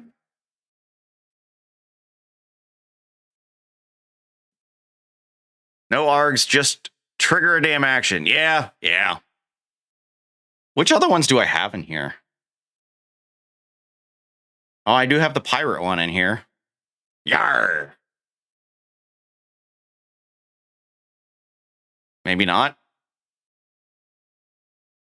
Oh, it's in. Why is it going to C? Oh, because that's where it was stored. Never mind. I guess. Yeah, half the stuff isn't going to be there. Don't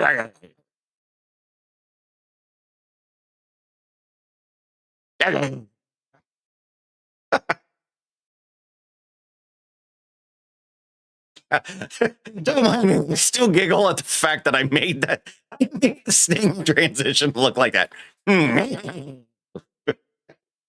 Stop me doing that. I like your tickler, I think you call it. My tickler? Or like the goal widget? Oh, ticker. Yeah.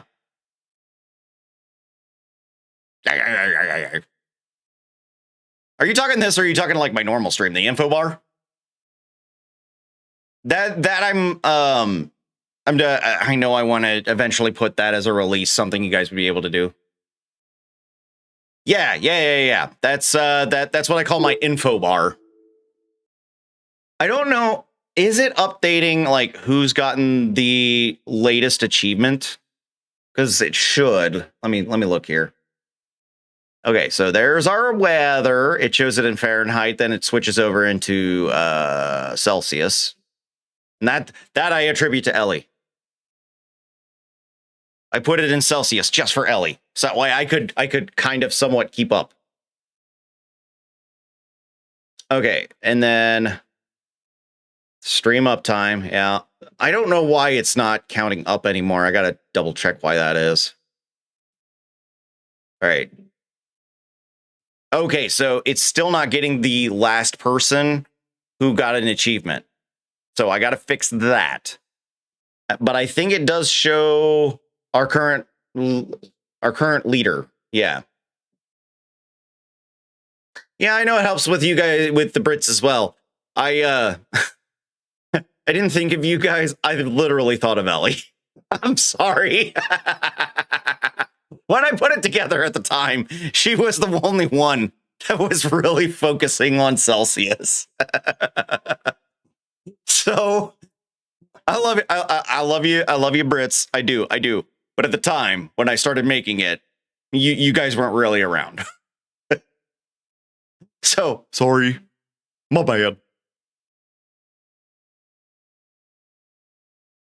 What's this one? Is this my old setup? No. I wonder if my old setup actually is in here. Primary. I wonder if this is it. See, now I'm just like curious. When I left Streamlabs, what did my stream look like? Oh, wow. This was way before we ever animated Felix. And he was just simply a video file. And then he'll... Yep, there he goes.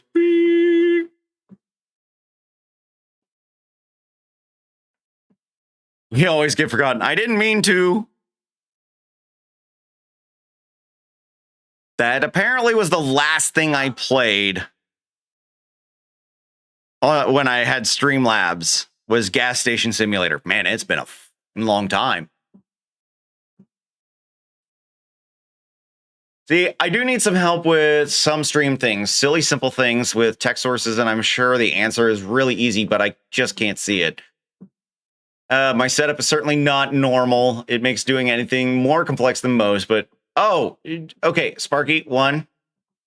If your setup's not normal, that means it is normal. Let me explain. Everybody will say, my setup's not normal. What that means is you set it up on your own. You didn't default to whatever somebody else did. And to me, that's normal. Because the way a lot of those scenes and everything are set up is so counterintuitive to me. So, you're good.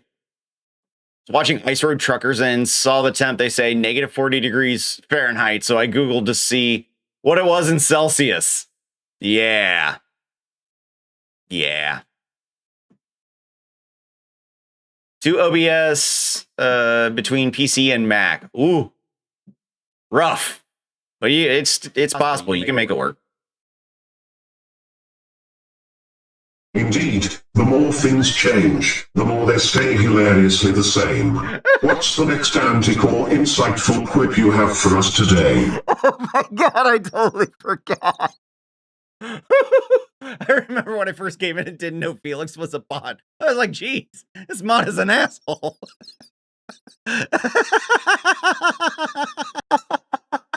Oh my god.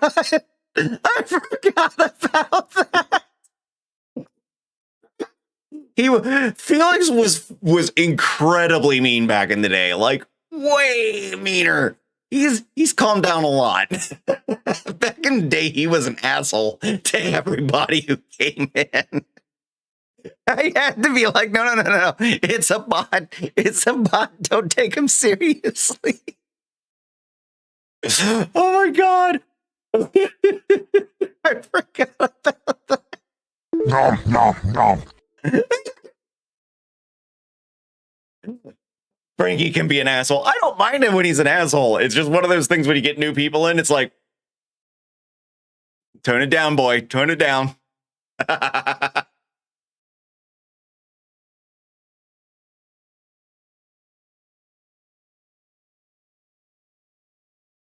Wow.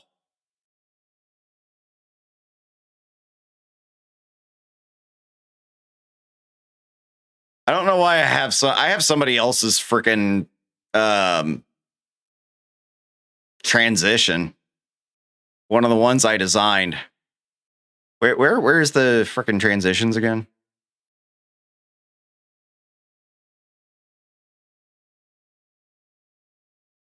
Oh, wait, isn't it like, no. Yes, no, no, yes, no.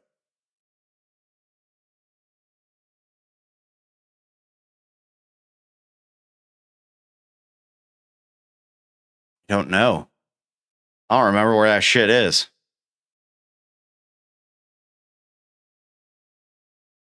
Add group. Ah, there it is. Yeah, that. Let's just get rid of that. I'm not making more sassy. Ooh.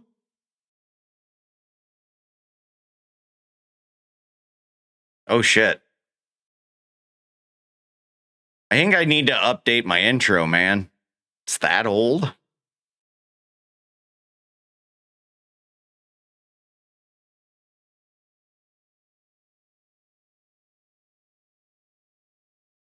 Maybe I need to make a new intro. Your intro is epic. Oh, thanks.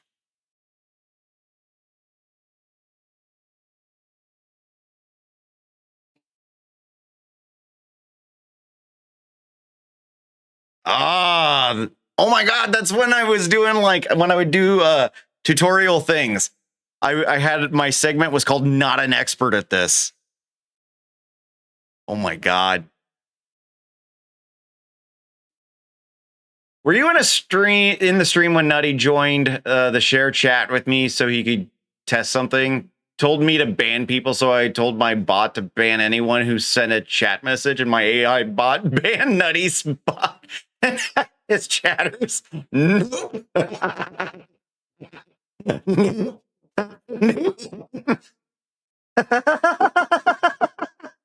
missed that. That would have been great. Oh, wait, does this one move? I forget. Yeah, it does. Oh, God. Oh, God.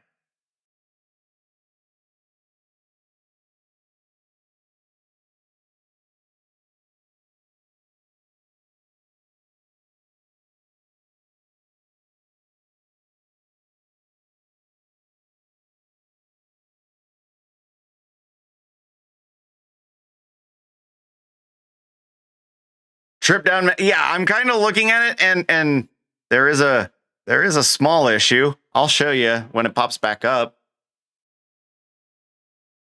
Oh, I'm. This is how long it's been. This is this came up before I ever made Twitch affiliate. And the reason I know this is because there's no way in hell I would have kept that. Oh, no, that's the alert queue. No, I wanted to pause that. Oh, God. That was when I was still friends with Chimkicks. And that was like the first time I was going to attempt doing what is now the network.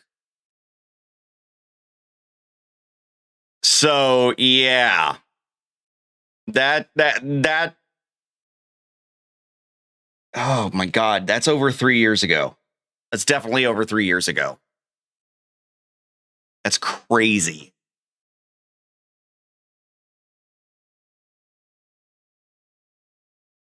I'm literally like, I'm just curious about what all is in here. That is just, wow. That is a trip down memory lane for sure. My God.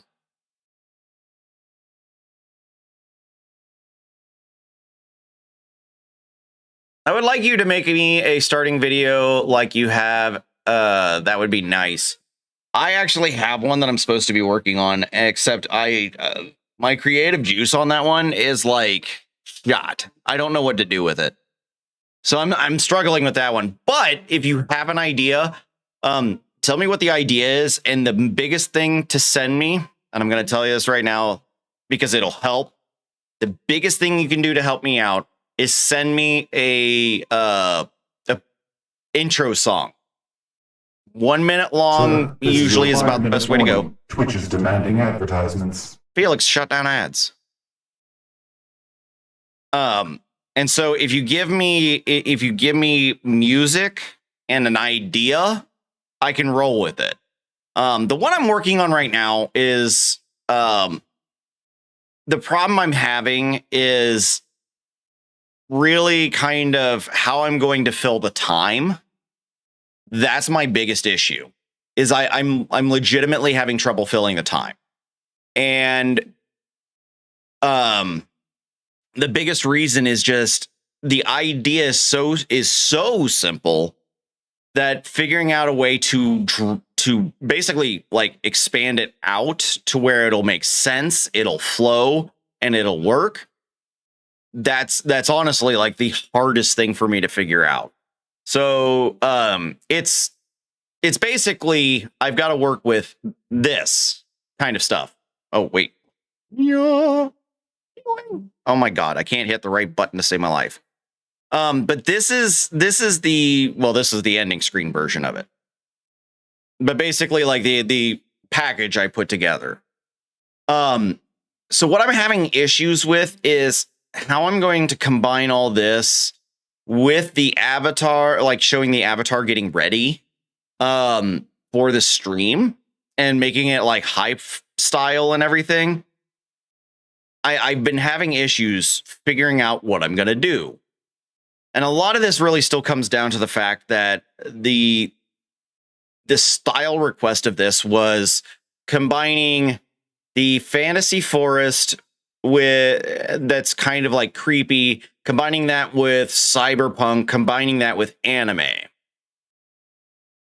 And so, you know, he was like, oh yeah, let's combine realistic, let's combine anime, let's combine all these different things. So I have trees that are realistic, I have trees that are anime style, I have like all these different things to it. And so my biggest problem is going, how do I take all this and make an intro video that'll make sense? And that's where I'm struggling, is how do I make it? Because it's not just throwing a bunch of shit together and making it look good. There has to be some kind of story to it. That's the only way it works, is you have to have a story. And the story needs to follow along with the musical cues. So, you know, I'm stuck. But yeah, I made my own intro song. I wanted something like the X-Men theme and came up with what I have now. Ooh. See, and that's cool stuff. Like I don't know if any of you have seen the Lot Lizard one I did. Let me see if I can find his. Because his was like the first cinematic one I did for a customer, and I really loved how it came out. His was easy to like envision and see how to make it work. For the simple reason he was doing the double meaning on Lot Lizard. And because we had the double meaning of Lot Lizard, it made it so easy to run with. So let's see. I think it's this one. Hang on. Where is it? Or did I put it in a final? No, those are the clips he sent me. Okay, hang on. This is back before I really understood how I should, you know, put things together for myself. I think it's just intro scene. The one that ends with 5,000. Hang on. Intro video. Yeah, here we go. Let me pause that. We will enable desktop audio. So this is the one I made for Lot Lizard, and this is basically what I can do. And it works best if I have the music and I have a solid idea. Like, I'm still proud of how this one came out. It took me freaking ever to get it to work. But like now I should be able to fill in all that blank space much better than I could then. That was like 3 graphics cards ago.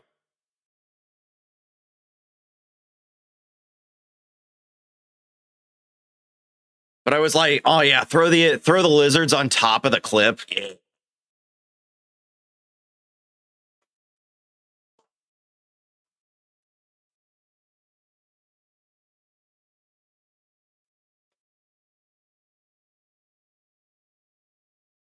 Lizard, yes.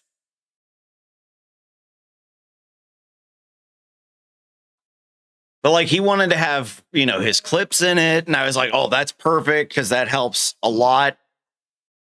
But it was just like he gave me things to work with.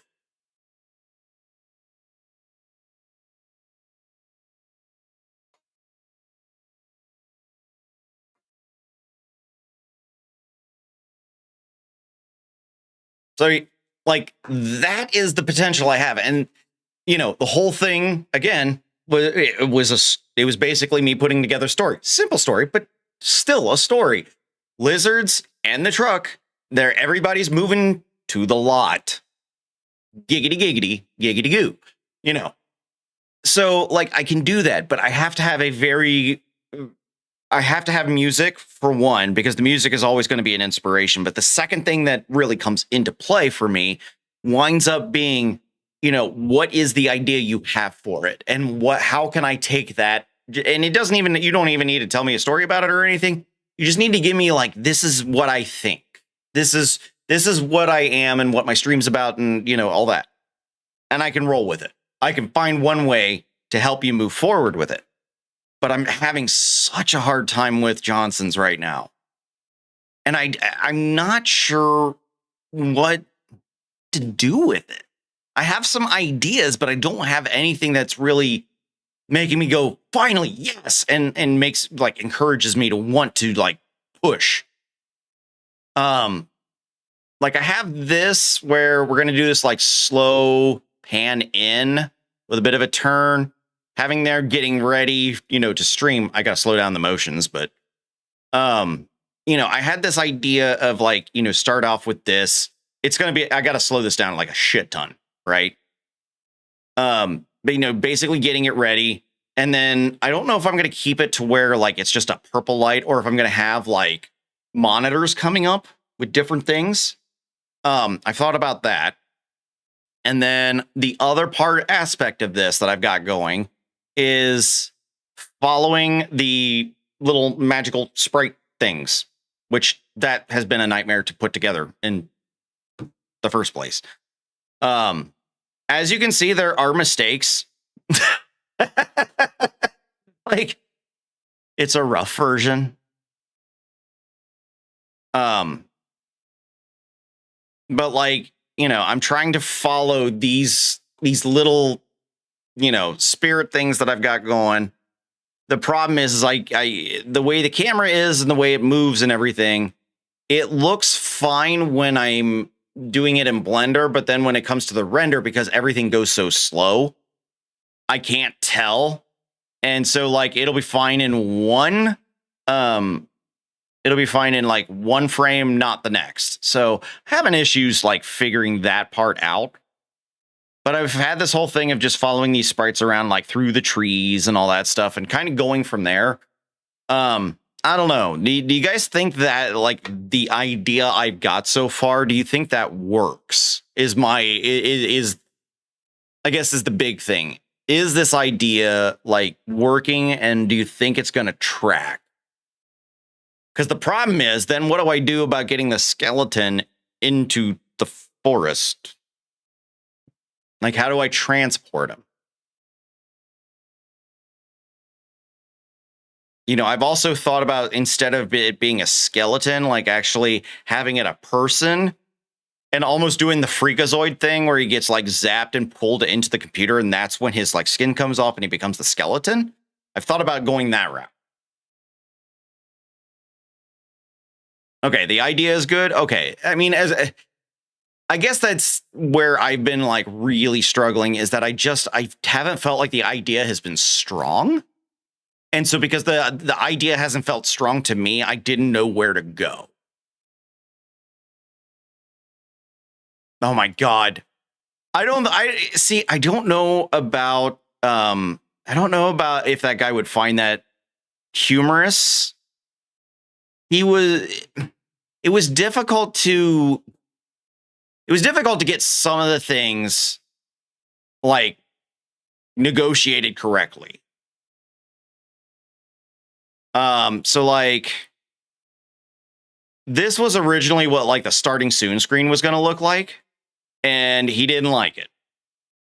He didn't want this stuff over here. But when he told me Cyberpunk, I was like, oh, okay, you know, like Cyberpunk got to have like that holographic screen thing going on and whatnot. He didn't like that. Okay. There were other things he didn't like. Let me see. No, it's not that one. There was something there were like a bunch of different things that he was just not a big fan of, and it kept kind of the city. I had this like really cool background that I put together where it was going to be a city in the background, a cyberpunk city, and you were going to be like moving through the forest to get to it. Uh-oh.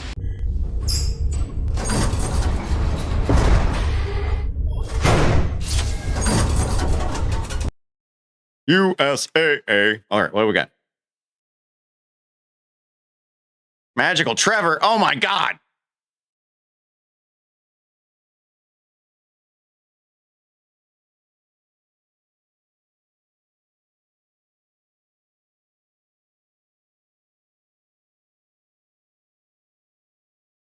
Yeah.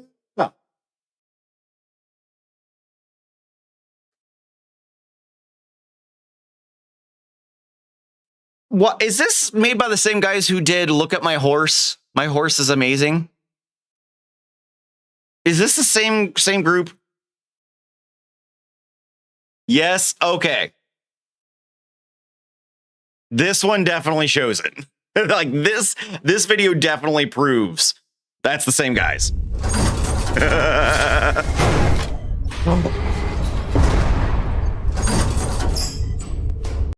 Oh shit, they have I'm sorry, this popped up. So like when you guys trigger that, the interactive screen on OBS, I have that automatically pop out.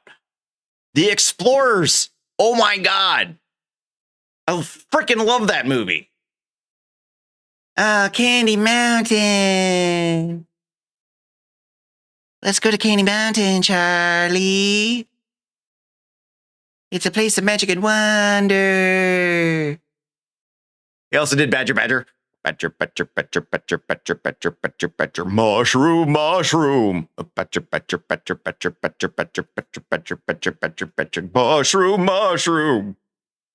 Shun the non-believer. Shun.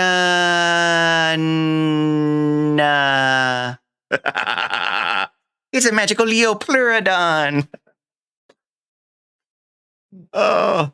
But yeah, so I was going to use this as like a background. He hated it. And I'm like, well, damn, I actually spent quite a bit of money to get a Cyberpunk City generator for Blender. And I was like, well, damn, that sucks. But now I'm going, well, shit, since that's not going to be there, let's go ahead. I'm going to take like the same thing I made this with, and I'm going to make a Cyberpunk City style kind of overlay eventually, where we're going to be like flying through, and there's going to be cars going through and everything. Like, I want to make it fun. So I was a little sad. So, you know, it is what it is. Not always do things work out the way you would like them to.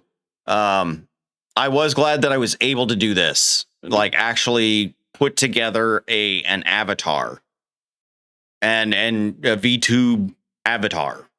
And it worked. Took forever for me to get it to work, but it worked. So, I think this is the original starting soon. No, hang on. Maybe it's this one. Oh, no. Okay. I had to actually like render it in 3 different scenes in order to get it to loop correctly. I don't know. It was a long project. It was a really long project. It really wore on me too. This was the image, the reference image he gave me to work from. And so I did everything I could to bring all the things he wanted together and still have like this somewhat feel to it. And there's a big difference between creating in a 3D environment and doing like more of a painting. So it took a hot minute for me to get things working the way I wanted them to, or the way they needed to. What's the alt? Oh yeah.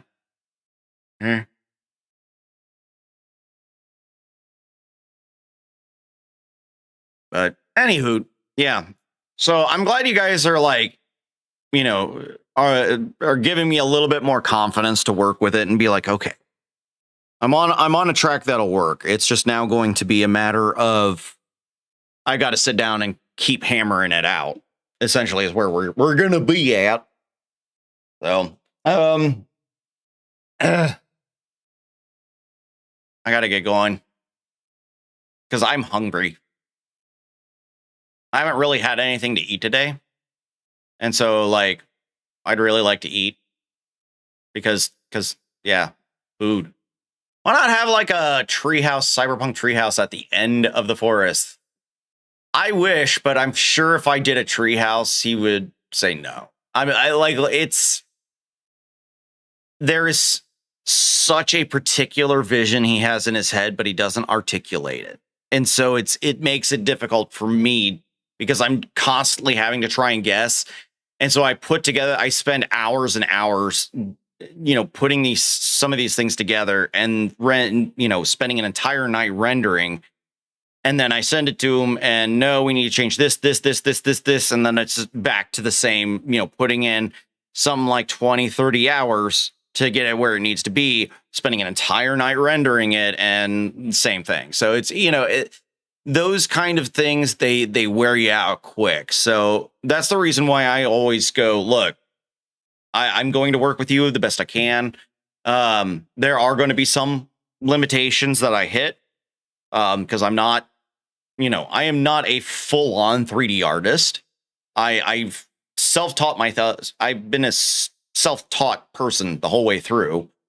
And, you know, there are those limitations, but at the same time, you know, I will work with you the best I can. But if you're not giving me as much information as I need to work from, I'm going to burn out. And then I'm not going to give you the quality of product that I'm promising you because I'm burning out. So, but yeah, like as long as you work with me and everything, my biggest thing is I will always send you updates and be like, here's where it's at. This is what it's looking like. Is there something you need changed right now? Cool. Let's move to this, you know.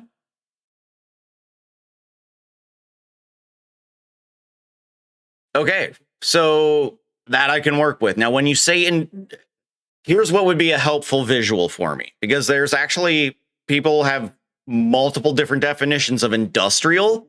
Send me like some kind of picture that gives me an idea of what industrial means to you. Everything else I've got, power up, electric, triangles, and the color, gotcha. That all, I've got it. It's industrial. That's the one that would need more defining, and a visual representation will absolutely help. So like the rest of it, yeah, I got you, bro. And then if do you need a logo? Or do you have a logo? If you have a logo, send that over. If you've got it in an SVG, even better. Whatever. You know, these are the things I always ask. Do you need a logo? Do you want a logo? Do you have a logo? You know, whatever it is, make sure I have everything that is your brand so I can then move forward. Yeah, so there you go. Because one of the things I do. Marvelous. Just upload it when ready, and we'll ensure it becomes the shining beacon atop our cyberpunk treehouse. What's next? The launch party details.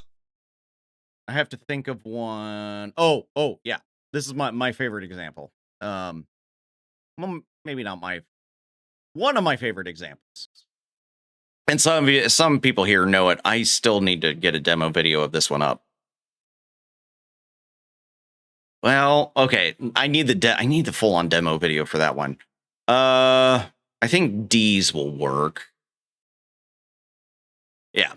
So like taking Killer D, he had his own logo, straight up own logo. And so I was like, cool, I'm going to take the logo and I'm going to work with it. So his starting soon screen turned out like this, where we're, you know, getting, you know, the information and everything, but here's his logo straight up. And I made it 3D and I made it to where, you know, I was like kind of like in space where we can see it go in and out and all that. I was like, I like this idea for his because he wanted it clean, classy, simplistic. And I'm like, cool, I can work with that. So, you know, I would put something like this. And he just was like, oh my God, dude, that is fantastic. And I'm like, sometimes simple works. You know, I can take your logo and I can do so many different things with it. Like, you know, a goal box frame, the alerts, I do a lot with it. Because for me, your logo is the central piece. And then everything should stem from that. Every design aspect of, you know, overlays, everything like that stems from the logo. Color choices, everything. So, you know. And then here I was like, cool, I'm going to play with different colored lighting and, you know, just that way it's not the same. And those are all his hashtags he would always put up, you know. So I was, you know, it's my way of like playing with stuff, but keeping it stylistically interesting. So, you know, another one where the logo, there's another one I wanted to show.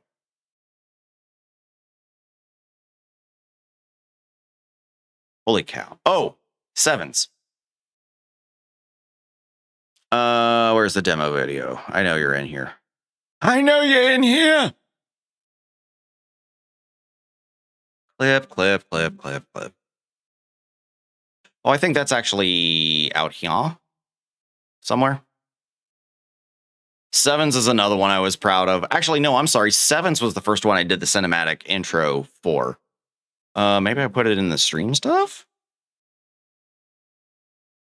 Yeah. So, you know, everything was based off number 7. And that was like the primary part of his logo. So like the intro video is literally just taking the 7 logo and moving all around it, and then putting his clips on the 7, essentially. That's all I really did. Miss this dude. He used to stream. I don't think he streams anymore. Let me get to the final. Yeah, here we go. So this is where, oh, and here's his logo, was that. And, you know, made it work. And then when it came to transitions and everything, I put him in, you know, a deployment tent, essentially, with like mission briefing board and all this stuff. And my goal was to give him what he wanted. Like, was hardcore Warzone player. He was also a, you know, active duty Army. So I wanted to make sure that stuff lined up with, you know, everything he wanted. I loved, this was the first time I did like transparent logo and like really worked with the transparency on stuff. All these pieces, like the mission objective and the mission brief, those are all individual pieces. This is his Be Right Back screen.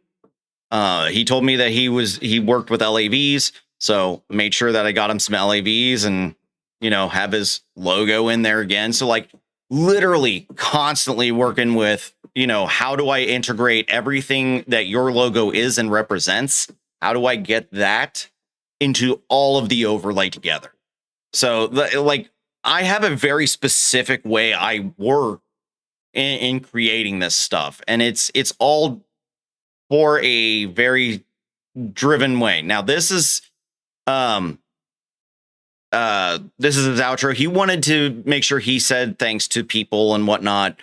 And so I decided, why not do a convoy and have this all on the convoy as we're like moving through it.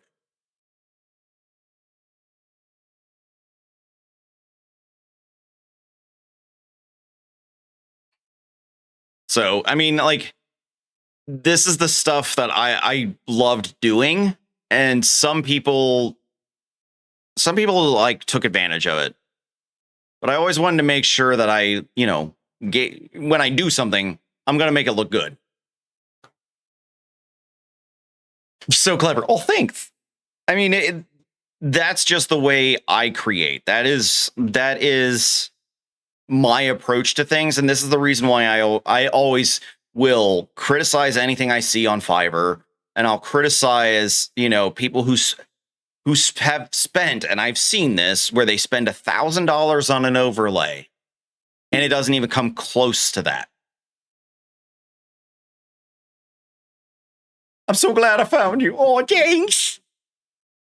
Like I've seen people spend so much money on these artists and their overlays look exactly like every other overlay out there. And that has always driven me nuts.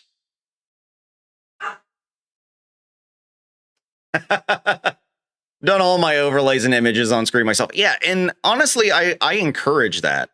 I encourage people to create their own, because then it's you. It's an actual representation of you and what you love. You know, when somebody's like, oh, I just took, you know, something from here and something from here and put it together, I'm like, great. Don't, you know, if you didn't stick with the, you know, oh, here's an overlay pack and I threw it on, you know, I appreciate when you put some thought into it. I appreciate it when people put thought into the overall look and style of their, you know, their overall stream, because it should reflect you. It should reflect, you know, everything about you, and should be able to tell people how your mind thinks, which is probably the reason why some people stay away from mine, because mine looks chaotic, because I have a chaotic mind. Things are not organized normally up here.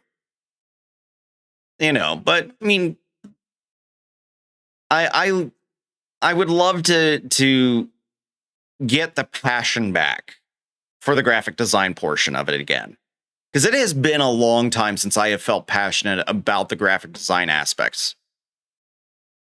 And I think a lot of it is just, I feel like I just kind of gotten beaten down by, you know, oh, it's not good enough. It's not good enough. It's not good enough. It's not good enough. Like, it never felt like I was hitting that point where people were being satisfied.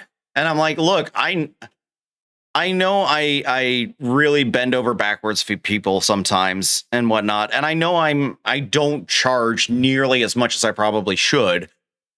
But like, come on, understand who you're working. Like, somebody, this is a guy who's literally by himself and trying to give you exactly what you want, and is doing far more for you than any other artist ever would. And you're still being so demanding that it literally just completely drains all my enthusiasm.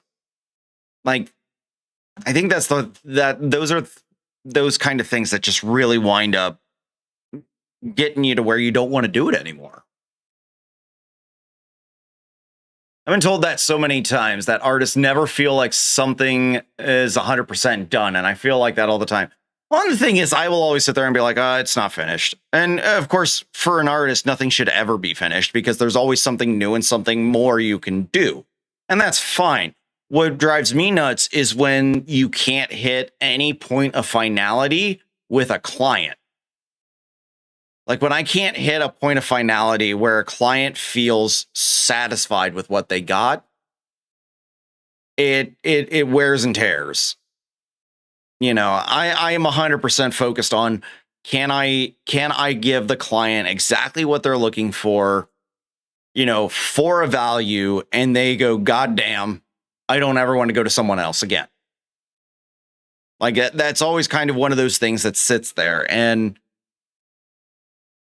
I don't know, when you're not hitting it and you're constantly doubting, am I even really, am I doing anything worthwhile for this person at all. I don't know. It gets demoralizing. I mean, this is the same thing my sister went through with being a photographer. She finally up and quit. She's like, I'm not doing it anymore. She was fantastic at it too. But people literally just got so demanding of her and were trying to get everything for free, trying to micromanage every little thing that she was like, I lost all my passion for it because it just got to a point where nothing was ever good enough. The alerts you made for me are spot on, and I still love them. Aw, thanks. You know, but that's just, you know, that's the unfortunate life of an artist, you know, and somebody who really takes what they do seriously and doesn't rely on generators or templates, which I see a lot of on Fiverr. There's a lot of AI generated, and there is a lot of just template work. And I hate that because people think they're getting something completely custom. I'm like, you're not. It's a template. They just changed the template a little bit and slapped a new coat of paint on it. And you paid them like $500. And I hate that for people. I hate it. And there are times I bite my tongue just because I'm like, look, I know you're proud of it. You're never going to know the difference. I'm just going to let it go.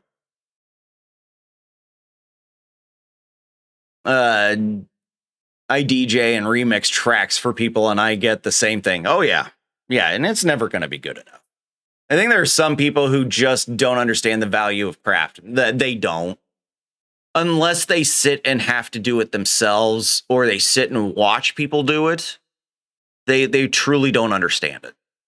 My tattoo artist is fixing my genie tattoo that I messed up. Has told me 60 pounds. I'm going to give her 100 as I know the value and time we have spent on it. Oh, yeah. Yeah.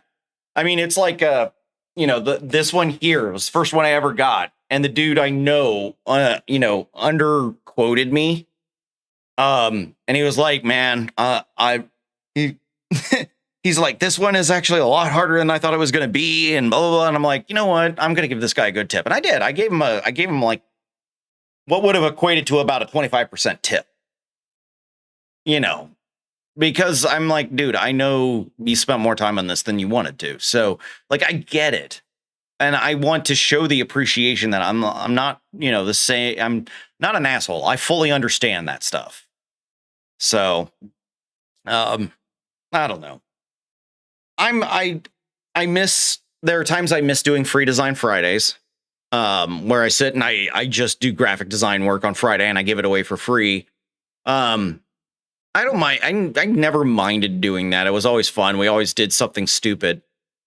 I think what kind of reinvigorates me to do that again is I've actually seen some of those free designs start popping up on different streams. Yes. You have old stanky pickle. I think you're the second person to have old stanky pickle. But I've been my pickle for a bit of humor, are we? Make sure you put it back when you're done. We wouldn't want a pickle shortage amidst our creative chaos. What's the next plan, Maestro? I don't know, Felix. I don't have plans. Anyway, no, it's free. I put it up there for free for people to use. No, what I was going to say is, it's been encouraging lately because I have been actually seeing, outside of even you two, I've been seeing other things I put up for Free Design Friday start making it into some other random streams. And so that starts giving me a little bit more encouragement that people are finding it and finding a use for it. So there is part of me that's thinking about, okay, maybe I should come back and start doing some more Free Design Friday stuff because it was fun. I just ran out of ideas. That was the biggest problem. I ran out of ideas. I always tell people you've done it when people ask, oh yeah, I mean, send them to the exact page you downloaded it from. That'll help. Because then they can see all the other shit they can download. Yeah, it's been a hot minute since we've done Free Design Fridays, and probably what I should do, I should probably move the Free Design Friday stuff off of, maybe I should move it off of the website and put it onto the actual store. It'd probably get more traction.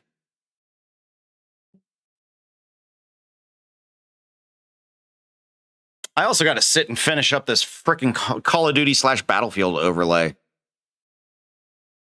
I got to get that one done. A lot of shit on my fucking on my desk that I got to do. It's a lot of work. It's a lot of work for one person. It makes me tired sometimes. What do you honestly think of my overlays? Please be honest. I like them. I think they fit your personality.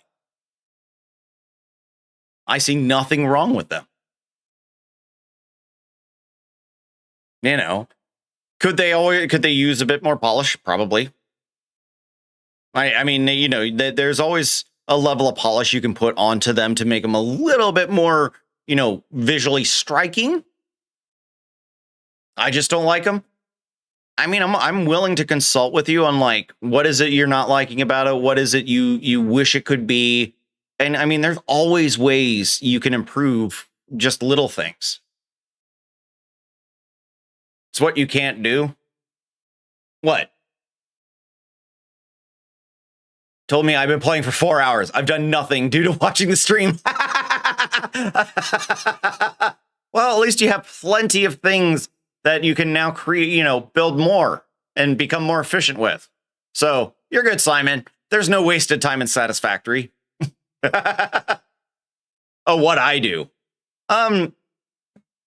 Part of it comes from just the fact I came from a very artistic family. I mean, granted, it was always music, but there was still always some kind of like, there was always, you know, the creativity back there. When it comes to like overlays, the hardest thing to do is to find the balance between like visually striking, but not overpowering. That it's a tricky thing to do. And it's something I want to fix with mine. Cause I'm like, there is so much red on this screen that it's too much. It's distracting. There's too much red distraction. So I know I need to tone it down, but you know, I need more contrast in the colors because it's so bland and just kind of and muddied that it needs some cleanup. There is. It was a new start. See, there you go. Sat here with my guitar and I've been watching. I realized it's almost 5 p.m. Yeah, I know. It's almost 2 here, and Emma gets out at like 2:40. And I still, yeah, you know, I'm literally like, just like, nah, I'll get to it. I will eventually go get. I know. Oh, are you here to save me? Is that it? Are you here to save me? The boo boo baby here to save me. Yes. Who's a good girl? Kisses. Yeah.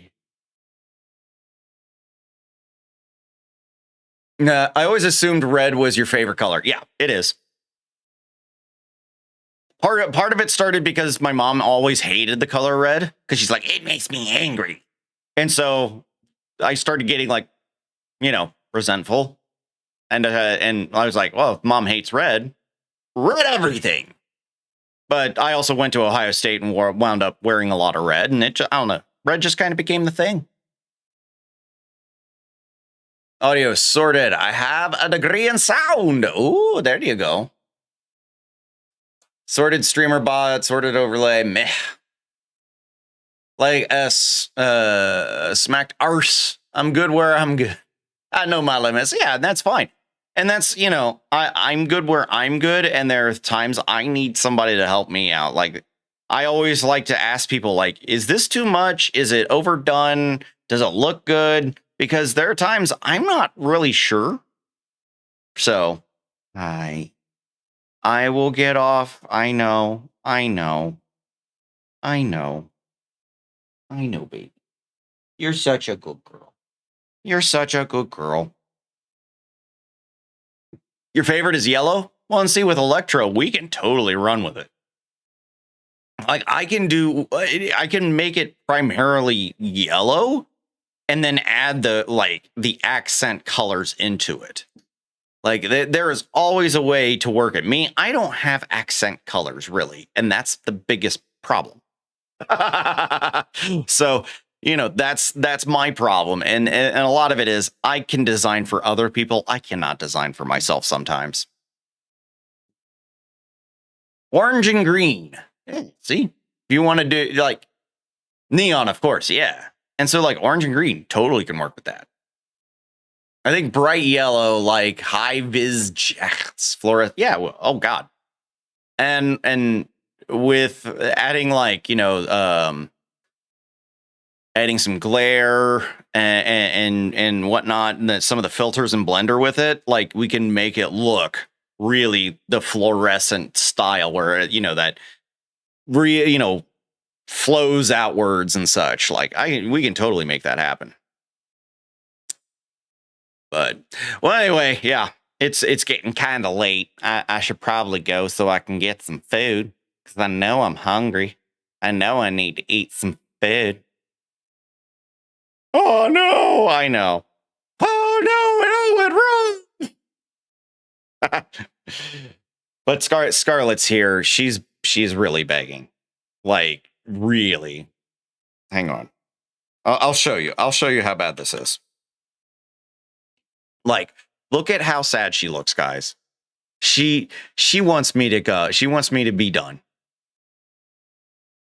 Mine is purple, but brand is pink. White. Oh, I am not 100% sure, but I like it. Hey, it works. You'll take away the biggest part of me.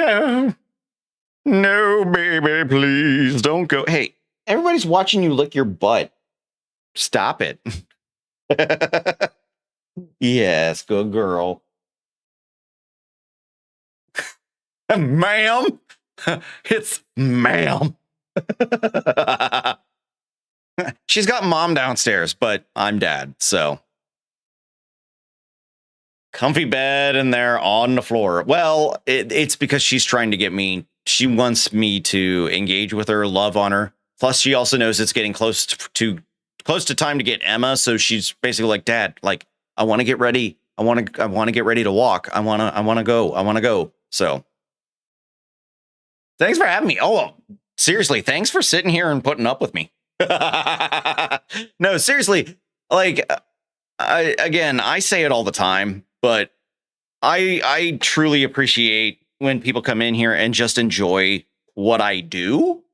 And I'm always appreciative of so many wonderful, you know, there's so many comments that have encouraged me, kept me going. I really don't know what I did to deserve such fantastic people in my life. And I, in turn, genuinely look forward to our splendid interactions. What intriguing topic shall we explore first during our next rendezvous? That's actually a good question, Felix. Not for once, you actually did something helpful. Did you have a stroke? But no, I will always say, I don't care if you've been here 5 seconds or you've been here since the very first stream. Doesn't matter to me. What I appreciate more than anything is that you enjoy what I do, and you guys have always sent me messages that have been so incredibly encouraging that I feel like I can achieve what I'm out to achieve. You know, now I feel like I'm able to fulfill the mission statement I gave myself when I started all this. So, you know, it's very humbling, and I'm always indebted to all of you. So, you know, I literally can't thank all of you enough for it. Had such a shite couple of weeks, and you know, you really cheer me up. I see, and that's the thing. Everybody always tells me I cheer them up, and it makes me feel so good. Because that's one of my things that I always try to do is cheer people up. Even and when I'm fucking down and feeling like shit or anything like that, I want to get on here because I know I'm going to make somebody's day better. And if I can make one person's day better, I immediately feel better about everything. I've had you on nearly the entire time since I left work 4 hours ago. Short downtime when I got home, and cats required attention. Thank you. I appreciate it, guys. You know, I know I'm not the best at planning out my content, but I try to at least make it somewhat fun. So, all right. Does anybody have somebody they want me to raid? I'm always one to raid people I have never met before. I like seeing new people, but I also like going to old people. So if you have somebody that you are like, I want to raid this person, let me know, because I'm all about it. If not, I have someone, and I have not dropped in on her stream in God knows how long. It's Mel. I met Melavision way back in our Facebook gaming days. Oh no.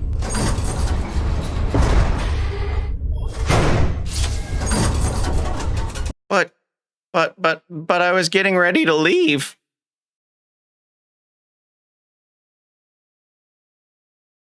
One more for the road. Okay.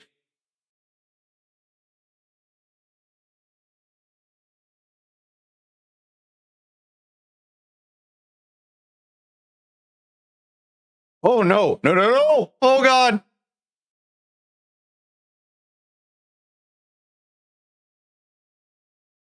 Oh God. Oh.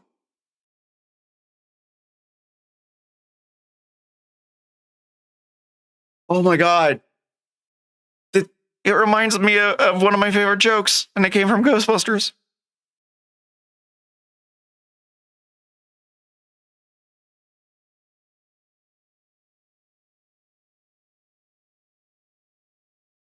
What?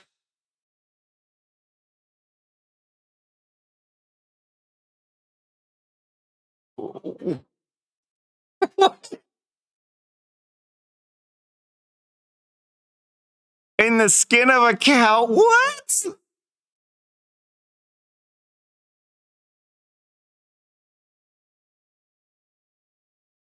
I don't even know what.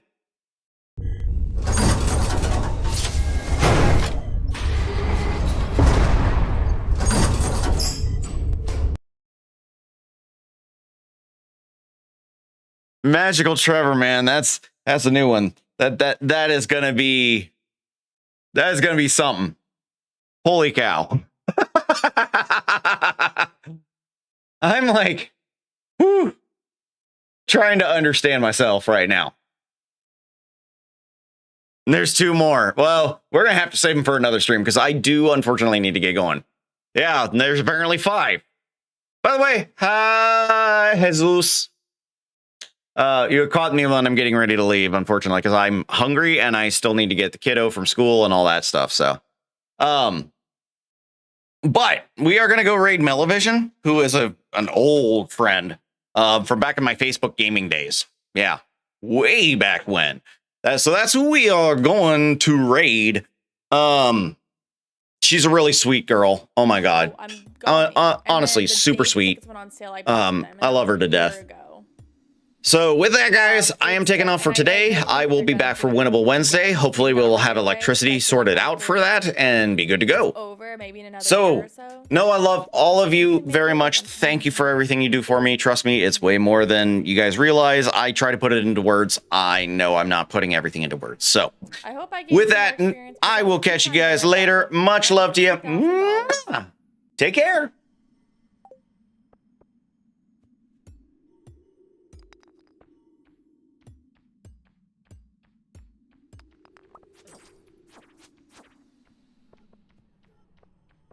Or 2,000 gold, I should say, not dollars. Come on. Let's eat some of this. Thank you. I literally just saw that too. I was like, wait a minute. I need to eat.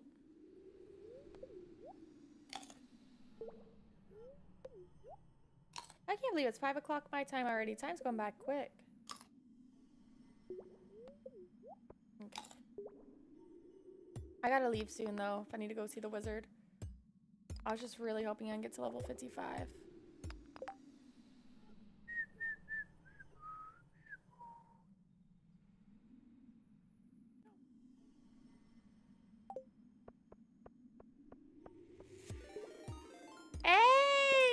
Phoenix, thank you for the raid. Welcome on in, raid.